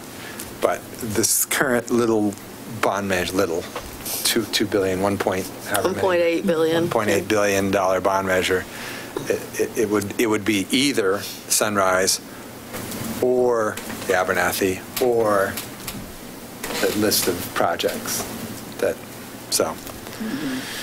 that's all. It's very much getting started. So we'll be hearing more about it at C4 and these ongoing meetings with. Yeah, and tomorrow morning is the subcommittee. Tomorrow morning is C4 Metro Subcommittee, yes. And tomorrow's also a West meeting. I was just going to say, I don't know if anyone else is going. I'll be there. You're going as well? I'm going to try and go. So it's the tour of the Tri-Cities. Oh, yeah. Plant, That's and what then, I asked you about. Right. And then they have the elected forums. I'm going to ask him how it was. I've done the tour before, and it's interesting, but I want to go to the meeting. The elected forums meeting, yeah. It'll be the first one. Yeah. And there are also ongoing meetings that Wilda and I went to on affordable housing and some of the concepts. The first meeting involved the people out of Eugene that have done a lot of really creative things around housing homeless. And then somebody from Portland. Anyway, there were 3 speakers. All of these were sort of inexpensive concepts around getting homeless temporary housing that's a step up from a tent under a bridge somewhere. Yeah, well, and then there's a conference coming up in Portland in just a week or two. Well done. Build small, live large. That Alma's going and I'm going, and then you're going on the tours that I'm going on the tours. I went to the conference last year, and it was excellent. So the more information we can find out about, like, what kind of code do you need to be able to build, ADUs and tiny houses and clusters, and, how do you do that, and how do all those pieces come together, and, what's best for our communities, each community being different, whatever. So I'm looking forward to it. I think it's going to be, I'll get some interesting ideas and thoughts, and then I've also been meeting with young woman from AARP who's focused on housing and affordable housing. So something, may come of that, I don't know. Well, I was going to say, Nikki Wick meets tomorrow, but there isn't really, the stuff on their agenda is really more down in Oak Grove and Gladstone, so I am going to try and cut out early and come to the West meeting. Yeah. I have a question, Tim, since we did the tentative motion, we need to not speak with others regarding that hearing? Or yes, because you have not finally concluded the proceeding. No newspaper reports. Thank you for the clarification. Asking that. That's a great question. I would not have, And if, I would not have thought of even after we decide it, do we still need to be not talking because of a potential LUBA appeal? No, for once us, you've made your decision, And before us. Yeah. you can talk about it. Okay. The problem is just if there's ex parte communication now, we have to open the record back up and potentially allow a response to it. Right. Thanks for that question. Yeah. Everyone? Everybody. So, and I just remembered ask us questions about it. 2 other meetings. One, the reason I'm not going to build small, live large is because that's when the Metro mayors have chosen to have their retreat to discuss what our priorities are going to be for the 2018 session. And I am sort of leading the charge on trying to get the Cap and Invest, or the Healthy Jobs Climate, whatever that thing is called, Healthy Clean Energy Jobs Bill. I think that's pretty close, to be one of the Metro mayors, but it's going to be a close run thing. And then I got invited to the Climate Mayors Summit in Chicago. All right. Nice. And they're going to, there's a hotel room included in the invite, and maybe even some help with airfare. Wow. So Nice. Awesome. I'm very excited. Look forward I will to miss hearing your report. Yeah, Yes. We will look forward to the copious notes that you will take. Don't hold your breath. Lisa, in that case, you better go with him. Yeah, staff is allowed to come, so if you want to. When is that, Mark? That is the First week in December. Okay. Yes, I would miss the first meeting in December. What day do you leave? The day before the first meeting in December. Okay, so It's only a 2-day thing. No, that's perfect. Just so people remember, because we're starting to get into the season. So Umbrella Parade is actually on December 2nd. So that is that Saturday before. I also wanted to let you know that the mayor and I have been invited to participate in a Clackamas County discussion of city managers and city mayors. We're not setting that agenda. We're attending, but it sounds like this is to discuss some broader topics that maybe aren't being covered at C4. We'll know more after that meeting. Good. Great. Okay. I just want to make sure that everyone knows that, the library construction project will, the representatives from your neighborhoods, the project team members or staff, someone will be coming to your neighborhood association meetings in the next couple of months. So there should be time on the agenda to ask questions, hear a presentation about where we are so far.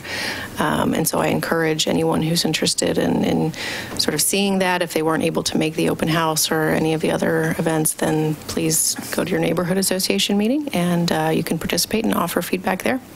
It's a pretty cool concept so far. Yeah. It was funny. I was talking to one of my neighbors, and I said something. They were talking about coming to a community meeting. I said, well, we've got the library ones if you're interested. And the response was, well, I've heard that's going to be great, so I don't know if I'm which is great. So I'm really excited that that is sort of percolating through the community. I agree. I think it is going to be a stunning building. But we need to hear that, too. So It's important that even if you're in agreement with sort of the direction that things are going, things can change fast. So make sure that you provide your opinions on what you're seeing. Yep. Absolutely. Got nothing. All right. Well, I would entertain a motion to adjourn. Motion to adjourn. I'll second. It's been moved and seconded that we adjourn. All those in favor? Aye. We are adjourned.